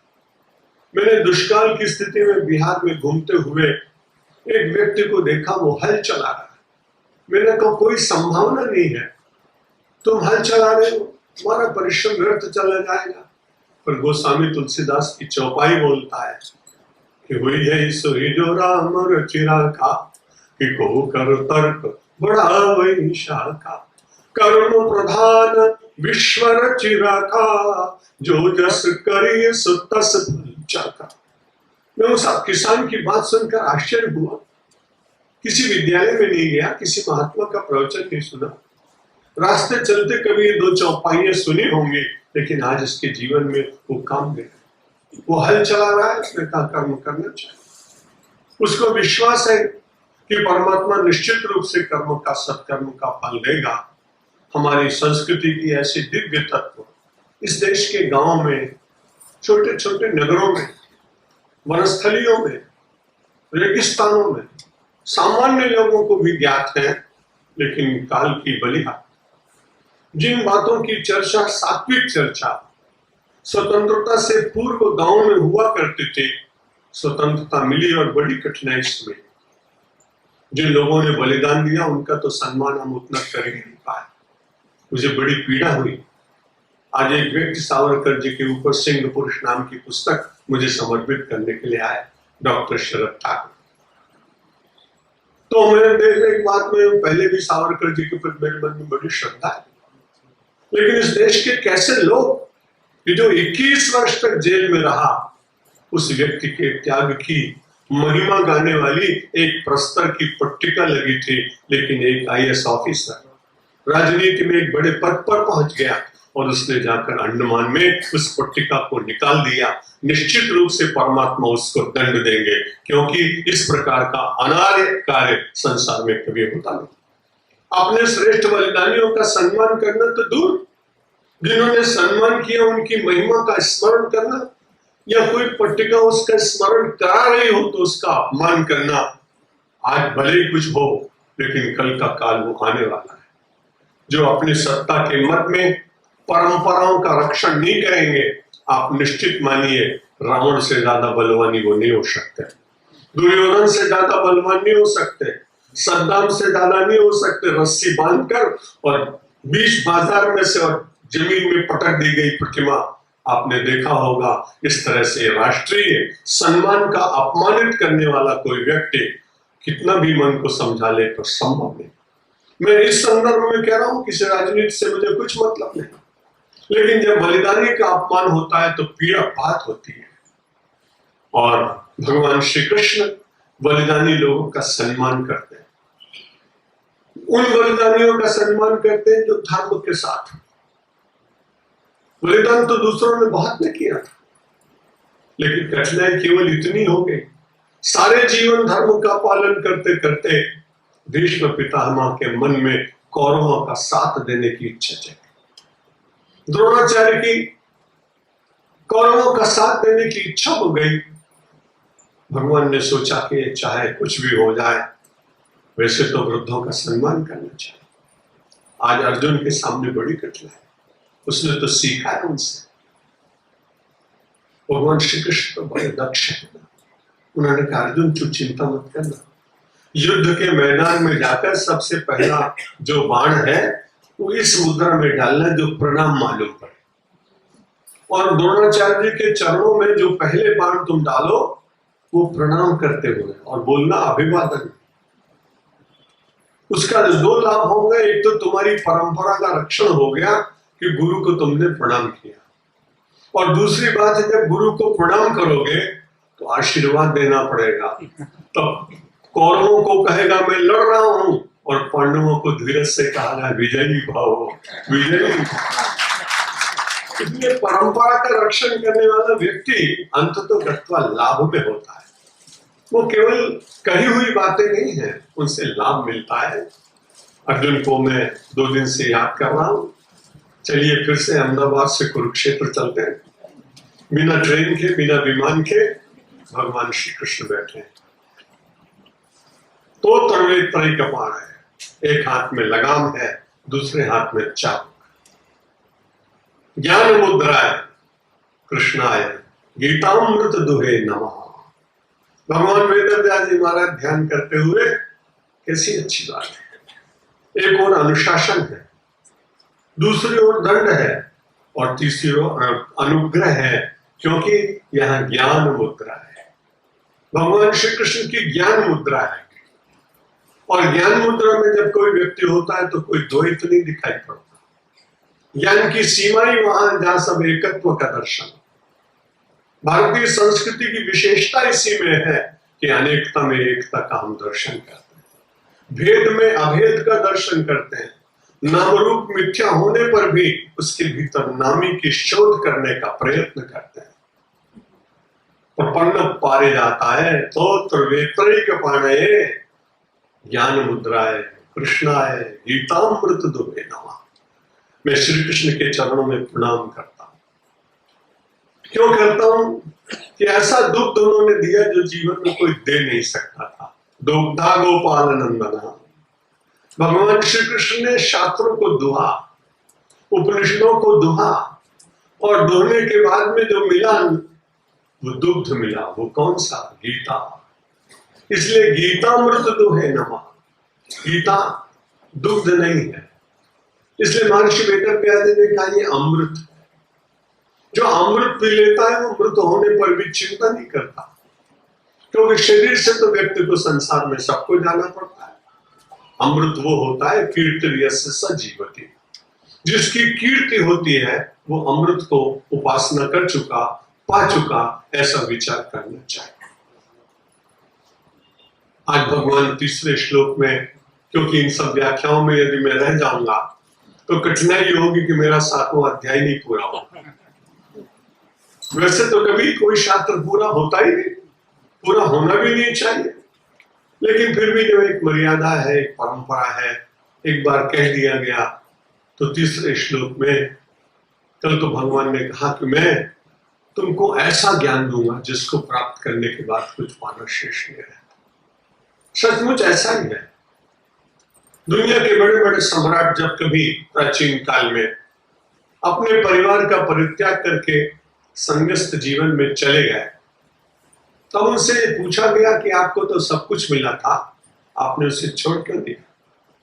तब उन्होंने ऐसा उत्तर दिया अपने गुरुजनों के साथ साधना करने के बाद कि जो कुछ मिला था पहले वो छूट जाने वाला था, अब जो मिला है उसे कोई छीन नहीं सकता है, इसलिए यहां चला है। भगवान ने कहा मैं तुम्हें समग्र ज्ञान कराऊंगा। और फिर कहा कि है तो बड़ा कठिन, मानवीय दुर्बलता का भी दर्शन भगवान श्री कृष्ण करते हैं, इसलिए इतना बड़ा मनोवैज्ञानिक कोई दूसरा संसार में नहीं। अर्जुन ने सोचा इतनी बड़ी बात मैं कैसे उसे धारण करूंगा? बोले चिंता मत करो, मैं तुम्हें बहुत ऊंचे स्थान पर ले जाना चाहता हूं। मनुष्याणाम सहस्रेषु कश्चित यतति सिद्धये यततामपि सिद्धानाम कश्चिन् मां वेत्ति तत्त्वतः। भगवान ने कहा तुम चिंता मत करो, बहुत लोग हैं संसार में। मनुष्याणाम सहस्रेषु, हजारों मनुष्यों में, कश्चित माने कोई। मनुष्याणाम सहस्रेषु कश्चित यतति, प्रयत्न करता है। काहे के लिए प्रयत्न करता है? सिद्धये, सिद्धि के लिए। यहां सिद्धि वो नहीं है अणिमा लगिमा प्राप्त प्राकाम्य ईशत्व वशित्व, इन सिद्धियों का वर्णन किया गया है। गीता उनके संबंध में बिल्कुल मौन है।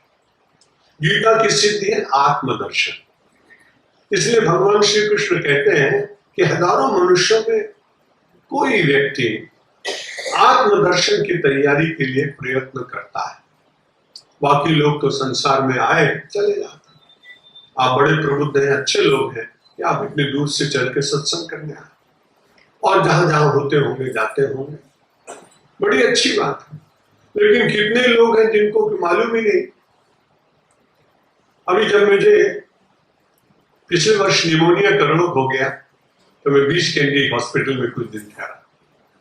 वहां चेस्ट के बड़े अच्छे डॉक्टर उद्वाड़िया, तो बड़ा नाम है उनका।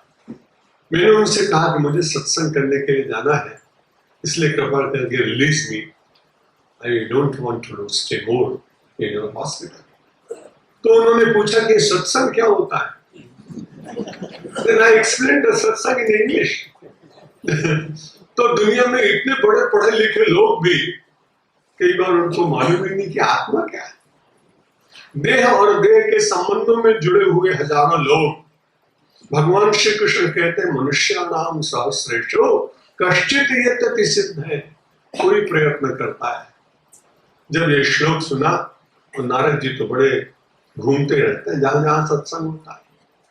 नारद का वर्तमान जो संस्करण है वो प्रेस रिपोर्टर से। नारद जी केवल शुभ संवाद देते थे, ये सब गलत ही गलत देते रहते हैं। कोई यहाँ हो तो क्षमा करेगा मुझे, ऐसा हो रहा है इसलिए मैं कहता हूँ। नारद जी ने जब ये श्लोक सुना, बोले महाराज ऐसी बात करते हैं आप, मैंने तो कथाओं में बहुत भीड़ सुनी देखी है, मैंने तो सत्संगों और प्रवचनों में बहुत देखा है लोग जाते हैं। भगवान ने कहा तो फिर ढूंढो तुम। मैंने कष्टित कहा है कोई बिरला। बोला मैं सबको सब लेके आता हूँ, आप बात क्या करते हैं? सब लोगों को मुक्ति के रास्ते पे ले आऊंगा। ले आइए, मैं प्रतीक्षा करता हूँ। पहले मेरे पास ले आओ, उसके बाद मैं सबको ले चलूंगा मुक्ति दिलाने के लिए। नारद जी गए, पूरे गांव में हल्ला मचाया। भगवान आए, भागवत में विराजमान से आओ बना तो मैं ले चलू। सारे गांव में हल्ला मचा। आज नारद जी भगवान से मिलाने के लिए आ गए। पूरे गांव के लोग चले, 5000 लोग चले, भी चले ही चले थे कि आधा माइल की दूर पर उन्होंने देखा बहुत अच्छे अच्छे सुंदर मिष्ठान और फलों के ढेर लगे हुए, और उन फलों को उन्होंने पहले इतनी बड़ी संख्या में कभी देखा पाया नहीं था। देवर्षि नारद जी से कहा हम आ रहे हैं भगवान के पास, तो जरा जमी लाऊं पछी आऊं। स्वाद पूर्वक को सब लोग, उसमें से काफी लोग 100, 200, 400 लोग वो फलों को पाने के लिए वहां रुक गए। देवर्षि नारद अपने बचे हुए मंडल को साथ लेकर चल रहे थे कि रास्ते में उन्होंने देखा बहुत सुंदर सुंदर जरीदार कपड़े एकदम सजे हुए रखे थे। कुछ लोगों ने नारद से कहा महाराज हम चलते हैं, आप क्यों रुकेंगे हमारे लिए, हम पहुंच जाएंगे, आप जाइए। कुछ फल में रुक गए, कुछ वस्त्रों में रुक गए। आगे चले तो देखा उन्होंने एक बहुत बड़ा चांदी का पहाड़, सिल्वर, सिल्लियां की सिल्लियां।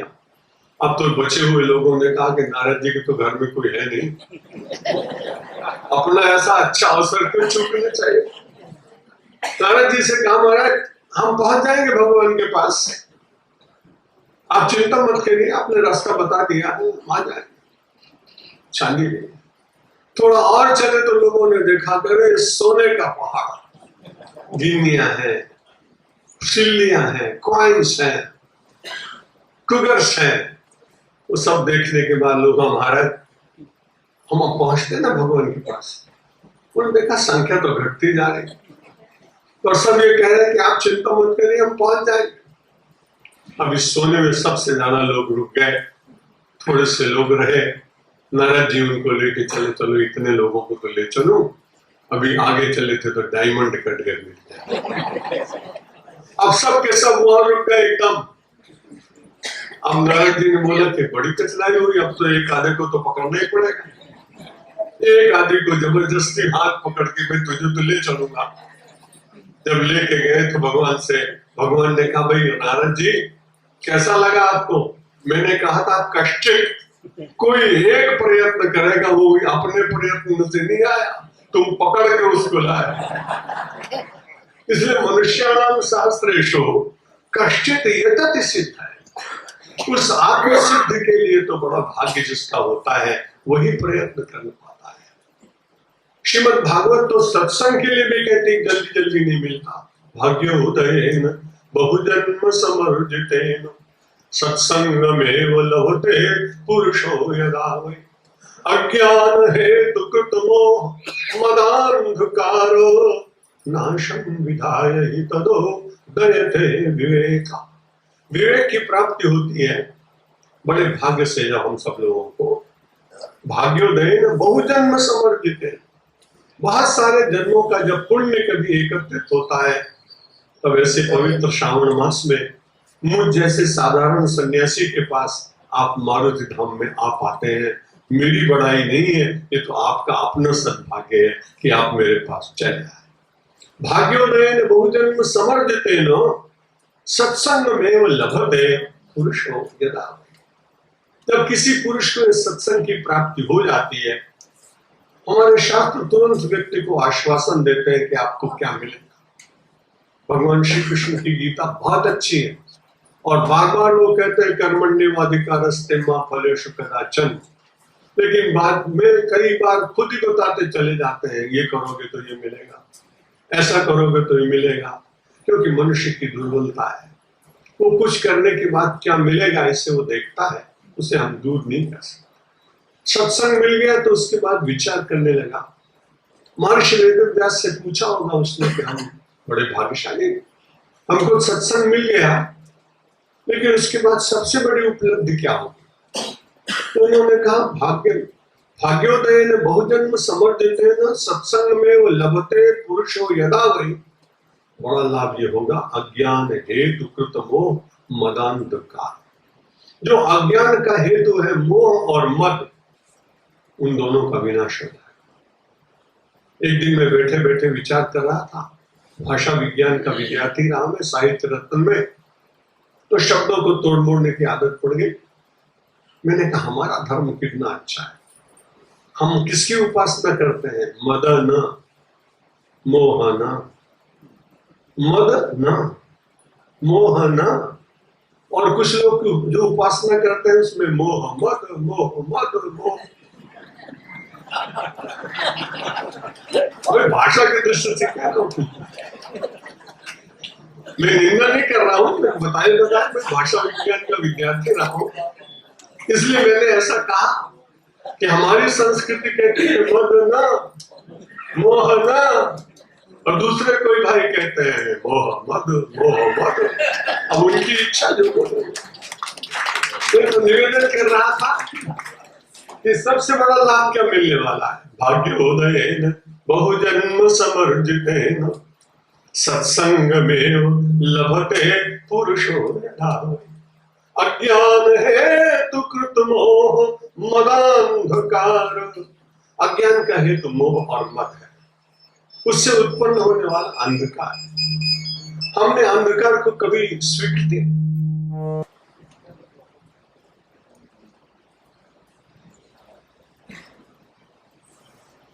अगर मैं बाहर बैठे हुए बंधुओं को थोड़ी असुविधा हो रही होगी, लेकिन उस असुविधा का सामना यहाँ बैठे हुए लोग भी कर रहे हैं, इसलिए आप चिंता मत करें। पुनः चलेंगे हम, क्योंकि हम लोग चलेंगे इसलिए क्योंकि चलने वाली संस्कृति में विश्वास करते हैं। हमारे यहाँ दो शब्द है, चले गए थे, चलते रहो। और सबसे पहली बात तमसो मा ज्योतिर्गमय, अंधकार से प्रकाश की यात्रा का नाम ही हिंदू धर्म की यात्रा है।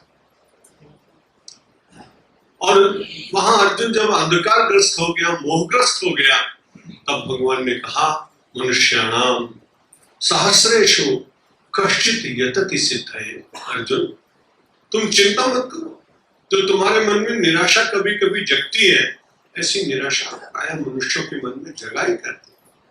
सामान्य लोगों के जीवन में ऐसा होता है, लेकिन तुम मेरे साथी हो, तुम मेरे मित्र हो, तुम मेरे सहचर हो, तुम मेरे अनुचर हो, इसलिए तुम्हारे मन में ऐसा नहीं होना चाहिए। तुमको मैं उन्हीं लोगों के बीच में रखूंगा जो कश्चित में आते हैं। एक व्यक्ति हो तो भी बहुत बड़ा काम होता है। मनुष्याणाम सहस्रेषु कश्चित यतति सिद्धये यततामपि सिद्धानाम कश्चिन माम वेत्ति तत्त्वतः। अब विचार करने की बात है, हमारी संस्कृति व्यक्ति पर आधारित नहीं। यदि व्यक्ति पर आधारित कोई धर्म है तो धर्म समाप्त होगा, आज नहीं तो कल। कोई संस्था यदि व्यक्ति पर आधारित है तो आज चलेगी, कल बंद हो जाएगा।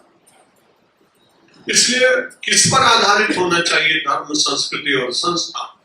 वो तत्वों पर आधारित होनी चाहिए।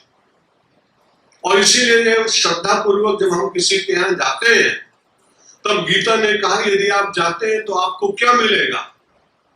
श्रद्धावान लभते ज्ञानम तत्परा संयतेन्द्रिया ज्ञानम लब्ध्वा पराम शांतिम अचिरेणादि गच्छति। उसको ज्ञान मिलेगा। अब वो ज्ञान कैसे मिलेगा? तो तद्विद्धि प्रणिपातेन परिप्रश्नेन सेवया उपदेक्षन्ते ते ज्ञानम ज्ञानिनस् तत्त्वदर्शिनः। वहां तत्वदर्शी की बात कही है, अर्थदर्शी की बात नहीं कही, लोकदर्शी की बात नहीं कही, देहदर्शी की बात नहीं कही, तत्वदर्शी।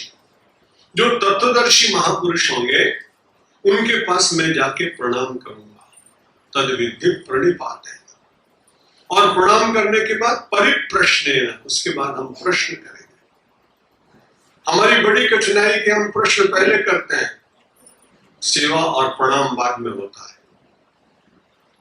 लेकिन परंपरा ये है कि आप सब यहां आ रहे हैं, बहुत अच्छा लग रहा है, क्योंकि ऐसा हमारे शास्त्रों में लिखा है कि समित पाणिम श्रोत्रियम ब्रह्मनिष्ठम प्रतिगच्छ। जहां ब्रह्म की चर्चा हो रही हो, ऐसे निष्ठावान व्यक्तियों के पास आपको चलकर जाना चाहिए। इसलिए मारुति धाम की मैं महिमा इसलिए मानता हूं कि मुझे अहमदाबाद में नहीं आना पड़ा, आप मारुति धाम में आ रहे हैं, ये बड़ी अच्छी। तद्विद्धि प्रणिपातेन परिप्रश्नेन सेवया उपदेक्षन्ते ते ज्ञानम ज्ञानिन तत्त्वदर्शिनः। लेकिन बड़ी कठिनाई, अर्जुन कह रहा है महाराज, ये सब लोग दुनिया के लोग जब इतना अच्छा तत्व दर्शन है तो उसकी ओर आ क्यों नहीं पाते? उसका उत्तर तो फिर भर्तरी ने दिया, आदित्य से गता गतैरहरः संक्षीयते जीवनम व्यापारै बहुकार्य भार गुरुवे कालो न विज्ञायते दृष्ट्वा जन्म जरा विपत्ति मरणम प्राशश्च नोत्पद्यते पीत्वा मोहमयी प्रमाद मदिरा उन्मत्त भूतम जगत।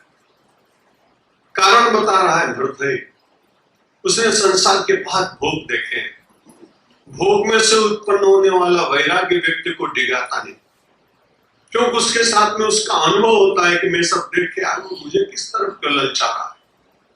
सीधे वैराग्य प्राप्त करने वाले व्यक्तियों के डगमग होने की थोड़ी संभावना रहती है, लेकिन पदार्थों के बीच में उससे उपजा हुआ विराग मनुष्य का परिपक्व विराग होता है, क्योंकि वो उसको खींच नहीं सकता। भर्तरी ने कहा कि इतने हजारों लोग परमात्मा की ओर चलने के लिए मन में विचार क्यों नहीं कर रहे? आदित्य से गता गतैरहरः संक्षीयते जीवनम, सूर्य की रश्मियों के साथ उदित होते जीवन में अस्ताचल की ओर सूर्य जा रहा है, मेरे जीवन का भी एक दिन अस्त होता चला जा रहा है। आदित्य से गता गतैरहरः संक्षीयते जीवनम, लेकिन हुआ क्या? व्यापारे बहुकार्य भार गुरुवे कालो न विज्ञायते। व्यापार में, संसार की चिंता में काल चला जा रहा है, न ज्ञायते, ज्ञात नहीं होता। कालो न यातो वयमेव या कहा, नीतिकार कहते हैं काल नहीं आ रहा है अपने पास, हम काल के निकट जा रहे हैं।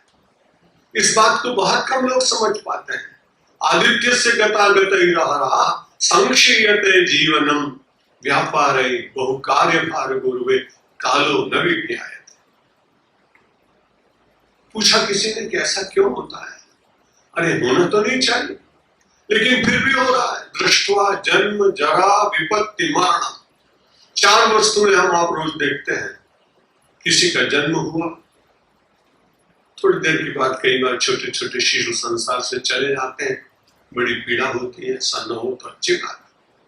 लेकिन दृष्ट्वा जन्म, फिर उसके बाद में इसका जन्म हुआ, वो बड़ा हो गया, वार्धक्य आ गया, उसके बाद वृद्धावस्था आ गई। दृष्टा जन्म जरा विपत्ति, फिर विपत्ति आ गई, फिर मरण आ गया। इस सारी अवस्थाओं के बीच में मेरा और आपका जीवन चल रहा है, लेकिन इसमें कोई कष्टित जो होता है वो जग जाता है। सिद्धार्थ नाम का युवक कपिल वस्तु की नगरी में प्रातः काल निकले और उनके पिता ने सारथी छंदक को यह कह दिया था कि इनको चार वस्तुएं देखने मन रही, अगर ये चार वस्तुएं देखेगा तो इसके मन में विराग जग जाएगा। नाम था सिद्धार्थ, बाद में हुआ गौतम बुद्ध। और सिद्धार्थ ने अपने छंदक नाम के सारथी को कहा, मैं राजकुमार हूं और मैंने अपना राज्य नहीं देखा, मैंने अपना राजधानी नहीं देखी, एक बार तो दिखाओ ना। उसने कहा आपके पिता ने निषेध किया। राजकुमार के हाथ में सोने के कंकड़ थे। ये सोना संसार में पता नहीं क्या क्या पाप कराता है, कोई जानता नहीं। इसलिए छंदक के हाथ में राजकुमार ने अपना कंकड़ उतार कर रखा और कहा केवल एक बार तो दिखा दो ना। जब सारथी घुमाने ले ही जा रहा था कि मार्ग में तत्काल एक छोटे से शिशु को एक गरीब बहन सड़क के किनारे उसको दुलरा रही है।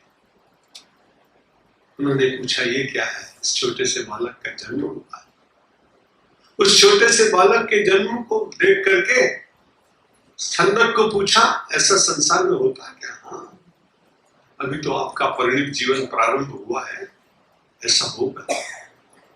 और उन्होंने देखा, देखने के बाद वापस आए। जन्म की बड़ी वेदना होती है क्या? किसी ऋषि से पूछा, ऋषि ने कहा मरते समय और जन्म लेते समय जीव को इतना कष्ट होता है जितना 1000 बिच्छुओं का डंक मारे उतना, लेकिन न वो शिशु बोल सकता है जन्म लेने वाला, और जिसके प्राण विसर्जित हो रहे हैं वो भी बोल नहीं पाता। इसलिए उस वेदना का ठीक ठीक वर्णन संसार में कर ही नहीं सकता। आज मन में विचार आया सिद्धार्थ के, इतना करुण संसार है, मुझे इसमें रहना चाहिए कि नहीं रहना चाहिए? वैराग्य का एक छोटा सा अंकुर उत्पन्न। 4-6 दिन के बाद उन्होंने कहा पूरा नगर कहां देख पाया था चंद्रक, तुम तो मुझे आधे रास्ते से लौटा लाए, मुझे एक बार पूरा नगर को देखने दो। नहीं, एक बार अपराध हुआ, दूसरी बार नहीं होगा। सिद्धार्थ ने अपने हाथ का दूसरा सोने का कंकड़ उतारा, छंदक के हाथ में रखा। उसने कहा चलो मैं अभी रथ ले चलता हूं। और रथ चला। रथ चलने के बाद उन्होंने देखा एक व्यक्ति एक हाथ में डंडा लेके चल रहा है। उन्होंने पूछा ये क्या है? मालूम नहीं तुमको? मेरे तो डिक्शनरी में भी नहीं है वृद्धावस्था शब्द। जो मुझे शब्दकोश दिया गया शायद उसमें से शब्द निकाल दिया गया। ना उसमें जन्म लिखा है, ना उसमें विपत्ति लिखी है, ना उसमें जरा लिखा है। बोला ये वृद्धावस्था है। अच्छा, ये सब के ऊपर आती है क्या? हाँ। बड़े धीरे से कान में पूछा, मेरा तो अभी अभी विवाह हुआ है ना, मेरी यशोधरा भी हो जाएगी क्या वृद्ध? तरुणों के मन में ऐसा आता है। तो उन्होंने कहा चलो वापस ले चलो। आज वो अपने उद्यान में बैठे हुए हैं बड़े उदास। यशोधरा आई, सिद्धार्थ के कुंतल केशों में उंगलियां डाली, पूछा आज तुम बड़े उदास हो, क्या हो गया? उसने कहा यशोधरा देखी मैंने आज जरा, देखी मैंने आज जरा, कुछ दिन में ही हो जाएगी मेरी यशोधरा। कुछ देखी मैंने आज जरा, मैंने आज वृद्धावस्था देखी, कुछ काल के बाद तुम भी वैसे हो जाओगी। ऐसा मन में विचार आने के बाद वैराग्य जागा है, ऐसे करुण संसार में क्या रहना। अभी कुछ दिन और बीते थे, जा रहे थे रास्ते में, छंदक को फिर दिया कुछ, छंदक ले गया। देखा उन्होंने 4 लोग किसी को कंधे पे लाद के ले जा रहे। उन्होंने पूछा ये क्या है? बोला ये मरणावस्था है। और दुनिया के लोग बड़े अच्छे लगते हैं। जब तक बेचारा वो जिंदा था तब तक तो हिम्मत नहीं थी उसको कहने की। अब जब कंधे पे लाद के लिए चल रहे, जोर जोर चिल्लाते हैं राम नाम सत्य है और सत्य बोलो करते हैं। अरे भाई जब तक जिंदा था तब उसको सुनाते ना 4 मिलकर, शायद जीवन बदल जाता। लेकिन अब तो सुनने की शक्ति नहीं और फिर बोल रहे जोर जोर। सिद्धार्थ ने पूछा ये क्या है? चंदक मालूम नहीं तुमको? पहले दिन तो वो जन्म दिखाया, दूसरे दिन जरा दिखाई, आज ये तुम्हें मालूम नहीं? ये मरणावस्था है। ये सारे संसार में मरण आता है क्या? हाँ आता है। तो लौटा ले चलो मेरे रथ को अपने। कैसी गंभीर रात्रि रही होगी, कैसा पुण्योदय संसार का रहा होगा। राजकुमार ने मध्य रात्रि निशीत वेला में अपना प्रसाद छोड़ दिया। द्वार खुल गए, चलते चले गए, वृक्ष के नीचे बैठ गए। प्रतिज्ञा कर ली जब तक बोध नहीं मिलेगा तब तक उठूंगा नहीं। मन में संकल्प कर लिया त्वगस्ति मानसम प्रदयन च यातो अप्राप्य बोधम बहुकल्प दुर्लभम नयो आसनात् काय मनश्चर्ष। बुद्ध चरित नाम का ग्रंथ है, उसका श्लोक। मन में उन्होंने संकल्प किया देख कि जब तक मेरी देह है, जब तक मेरी अस्थि है, जब तक मेरा जीवन है, मैं तब तक इस आसन से नहीं उठूंगा जब तक मुझे बोध की प्राप्ति नहीं हो जाए। कश्चित यतति सिद्ध है। कितने राजा हुए थे, कितने राजकुमार हुए थे, कितने लोगों ने जन्म मृत्यु जरा व्याधि देखी थी, पर कहीं कोई जागा था क्या? लेकिन बुद्ध को छोटी छोटी घटनाएं जगा गई। मनुष्याणाम सहस्रेषु कश्चित् यतति सिद्धये। उस परम सिद्धि को प्राप्त करने के लिए कोई व्यक्ति कभी कभी जागता है। इसलिए अर्जुन, तुम ऐसा क्यों नहीं मानते हो कि तुम ही वो व्यक्ति हो सकते हो? जब कश्चित शब्द है तो ऐसा कोई भी ऐसा व्यक्ति अपने भीतर की संभावनाओं को प्रकट कर सकता है। कई बार भूल जाते हैं। 10 ब्राह्मण जा रहे थे, नदी पार की उन्होंने। नदी पार करने के बाद में आए तो उन्होंने कहा गिनती कर ले पूरे के पूरे हैं कि नहीं। अब जो गिनता वो 9 को गिनता, और उसके बाद सब कहते कि एक तो जरूर कहीं डूब गया। अब एक आदमी आया, उसने सोचा है कई बार ये लोग गिन रहे हैं, तो कहा मैं गिनूं? बोले हाँ। जब उसने गिना तो 1 2 5 6 7 अष्टम नवम, और जब 10वें के मुंह पर तमाचा मारा, दशमस्तमसि, 10वें तुम हो, तो उनको समझ में आ गई कि हाँ भाई मैं हूं। भगवान अर्जुन को कह रहे पगले कश्चित तू ही तो है। मनुष्याणाम सहस्रेषु कश्चित् यतति सिद्धये यततामपि सिद्धानाम कश्चिन् मां वेत्ति तत्त्वतः। कोई ऐसा होता है जो तत्व से उसको जानता है। भगवान हम सब लोगों को कह रहे हैं कि हम मनुष्य का जन्म प्राप्त करके आए, बहुत श्रेष्ठ जन्म। इससे अच्छा जन्म कोई दूसरा हो नहीं सकता। परसों मैंने उद्धृत किया था, नमानुषात् श्रेष्ठतमं हि किंचित् नमानुषात् पुण्यतमं हि किंचित्। मनुष्य बढ़के से बढ़कर पुण्यवान कोई नहीं, मनुष्य से बढ़कर कोई श्रेष्ठ नहीं, और मनुष्य से बुरा भी कोई नहीं। जब लिखा गया था ये सूत्र छोटा सा, तब सचमुच श्रेष्ठ ही श्रेष्ठ होते थे। लेकिन अब तो एक बड़ी कठिनाई होगी, श्रेष्ठ का ढूंढना मुश्किल है, लेकिन फिर भी प्रयत्न तो करना चाहिए। निराशा की बात नहीं, जहां से जीवन का व्रत मिलता हो, जहां से जीवन के सूत्र मिलते हो, जहां से कल्याणकारी तत्व की प्राप्ति होती हो, उसके लिए निरंतर प्रयत्नशील रहना ये मेरा और आपका कर्तव्य होना चाहिए। मनुष्याणाम सहस्रेषु कश्चित् यतति सिद्धये यततामपि सिद्धानाम कश्चिन् मां वेत्ति तत्त्वतः। उन हजारों मनुष्यों में प्रयत्न करने वाले लोगों में कोई कोई मुझको जानता है। जब उसे जान लेता है परमात्मा को, तो बड़ा भाग्यशाली होता है। वो एक व्यक्ति अनेक लोगों को जानने की सामर्थ्य प्रदान करता है। यदि बुद्ध ने न जाना होता और अपनी प्रतिज्ञा को पूर्ण न कर पाते, तो क्या सारे संसार में इतना वो बौद्ध धर्म फैलता?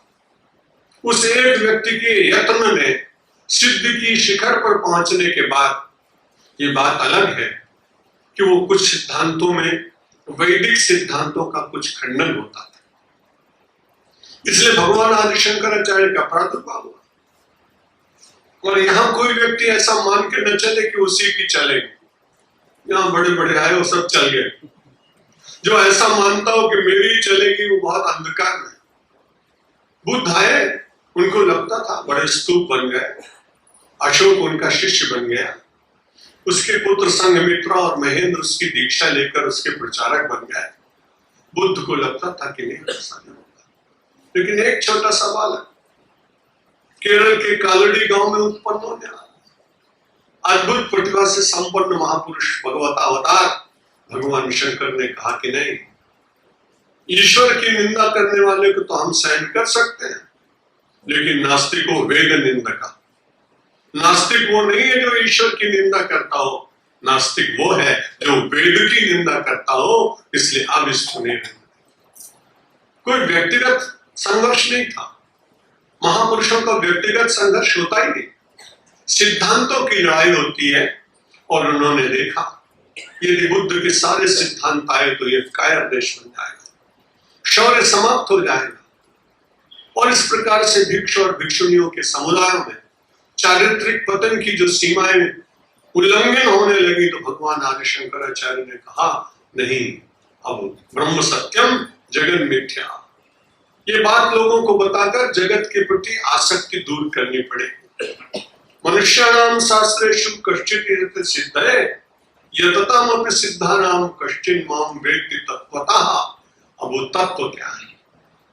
तो तत्व समझना चाहिए। इस सबसे बड़ी गहरी बात भारतीय संस्कृति की यही है, जो तत्व है। अभी मैंने निवेदन किया कि जब तत्व की ओर चलते हैं तो व्यक्ति के भीतर सत्व जागता है।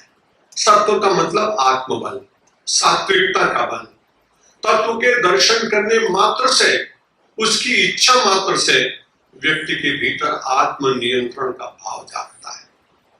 और जितना जितना व्यक्ति के भीतर आत्मनियंत्रण होता है, उतनी उतनी ही ऊर्जा का सृजन अंतर से होता है। जितने महापुरुष हुए, देह उनकी वैसा ही, इंद्रियां उनकी वैसे ही, शरीर उनका वैसा ही, भोजन लगभग वैसा ही, वस्त्र भी उनके वैसे ही, परिवेश भी लगभग वैसा ही, लेकिन उन्होंने इतनी बड़ी सामर्थ्य कैसे प्राप्त की? कि उन्होंने देखा इस संसार में इसका रचयिता कौन है, और उसको देखने लगे रचयिता कौन है और सारे संसार का वास्तव में पोषण करता कौन। और ये सारा संसार जो विलय को प्राप्त कर रहा है, ये विलीन होता कहाँ है? ये तीन प्रश्न जब मन के भीतर उत्पन्न होते हैं तो अध्यात्म प्रारंभ होता है। भगवान आदि शंकराचार्य तीन बातें और कहते हैं कि जब व्यक्ति अपने से पूछने लगता है, कोहम कस्वम कुत आयाता, ओ कामे जननी कोमे ताता, इति परिभावे सर्वम सारम, विश्वम त्यक्त्वा स्वप्न विचारम, भज गोविंदम गोविंदम भज मूढ़मते।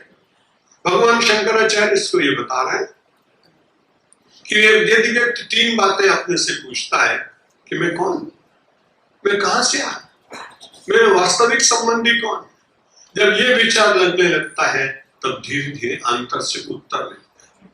तत्वदर्शी व्यक्ति भी विचार करता है संसार का निर्माता कौन।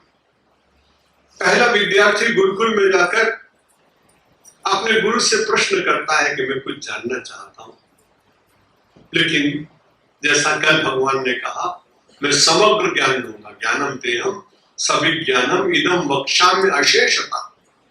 ऐसा ज्ञान दूंगा जो शेष नहीं है, पूरा का पूरा। तो उस विद्यार्थी ने कहा कि महाराज, मैं आपके पास आया हूं, मैं कुछ जानना चाहता हूं।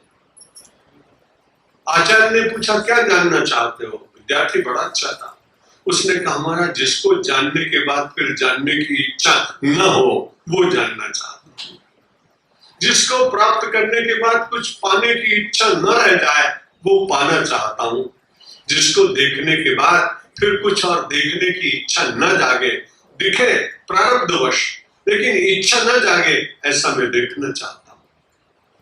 अपने विद्यार्थी के प्रश्न को सुनकर ऋषि बड़े प्रसन्न हुए। तो उन्होंने कहा, मैं तुम्हें बताऊं, यतो वा इमानि भूतानि जायन्ते येन जातानि जीवन्ति यत् प्रयत्ते अभिसंविशन्ति तद् विजिज्ञासस्व तद् ब्रह्म तद् ब्रह्म तद् ब्रह्म। उपनिषद तो ज्ञान का शिखर है।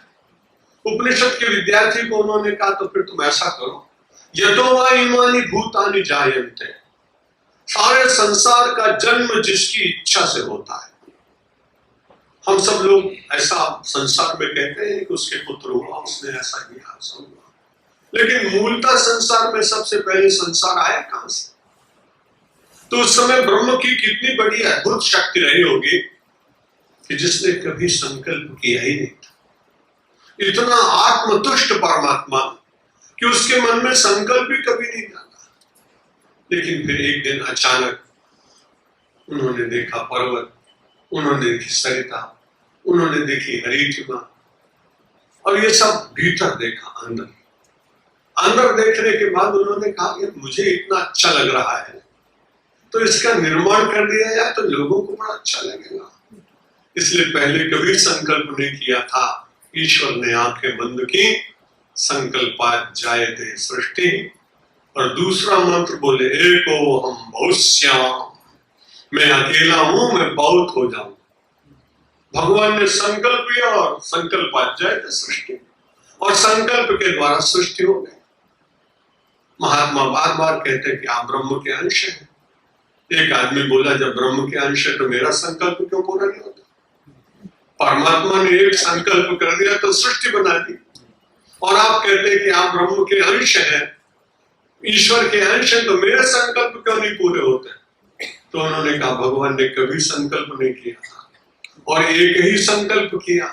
तुम्हारी तो बड़ी कठिनाई कि साइकिल से चल रहे हो तो स्कूटर का संकल्प, स्कूटर का भी आया तो मारुति का आ गया, मारुति का संकल्प टूटा तो जेन आ गई, जेन गई तो हुंडई को सोचने लगे, और बड़ी कार होने पर भी कल से लोग नैनो नैनो की सोचने लगे। अब विचार करिए, यदि आपके प्रतिपल संकल्प बदले तो परमात्मा भी तो संकट में पड़ता है कि इसका कौन सा संकल्प पूरा करूं, कौन सी प्रायोरिटी इसकी उसको पता नहीं लगता। इसलिए हमारे यहाँ कहते हैं आप निसंकल्प होने की कोशिश करें, और यदि संकल्प करने के बिना रह ही नहीं सकते और सचमुच नहीं रह सकते, तब वेद ने कहा कि चिंता मत करो, संकल्प करो, लेकिन तन में मना शिव संकल्प मस्तु। हे परमात्मा मेरे संकल्प हो तो शिव संकल्प होने चाहिए। यहां भगवान कह रहे हैं कि कोई एक कष्टित कोई व्यक्ति होगा जो मुझे पूरी तरह से जान पाएगा, तो तत्व को जानने के लिए ऋषि ने कहा यतो वा इमानि भूतानि जायन्ते, जिसके द्वारा इस सारी सृष्टि का जन्म होता है,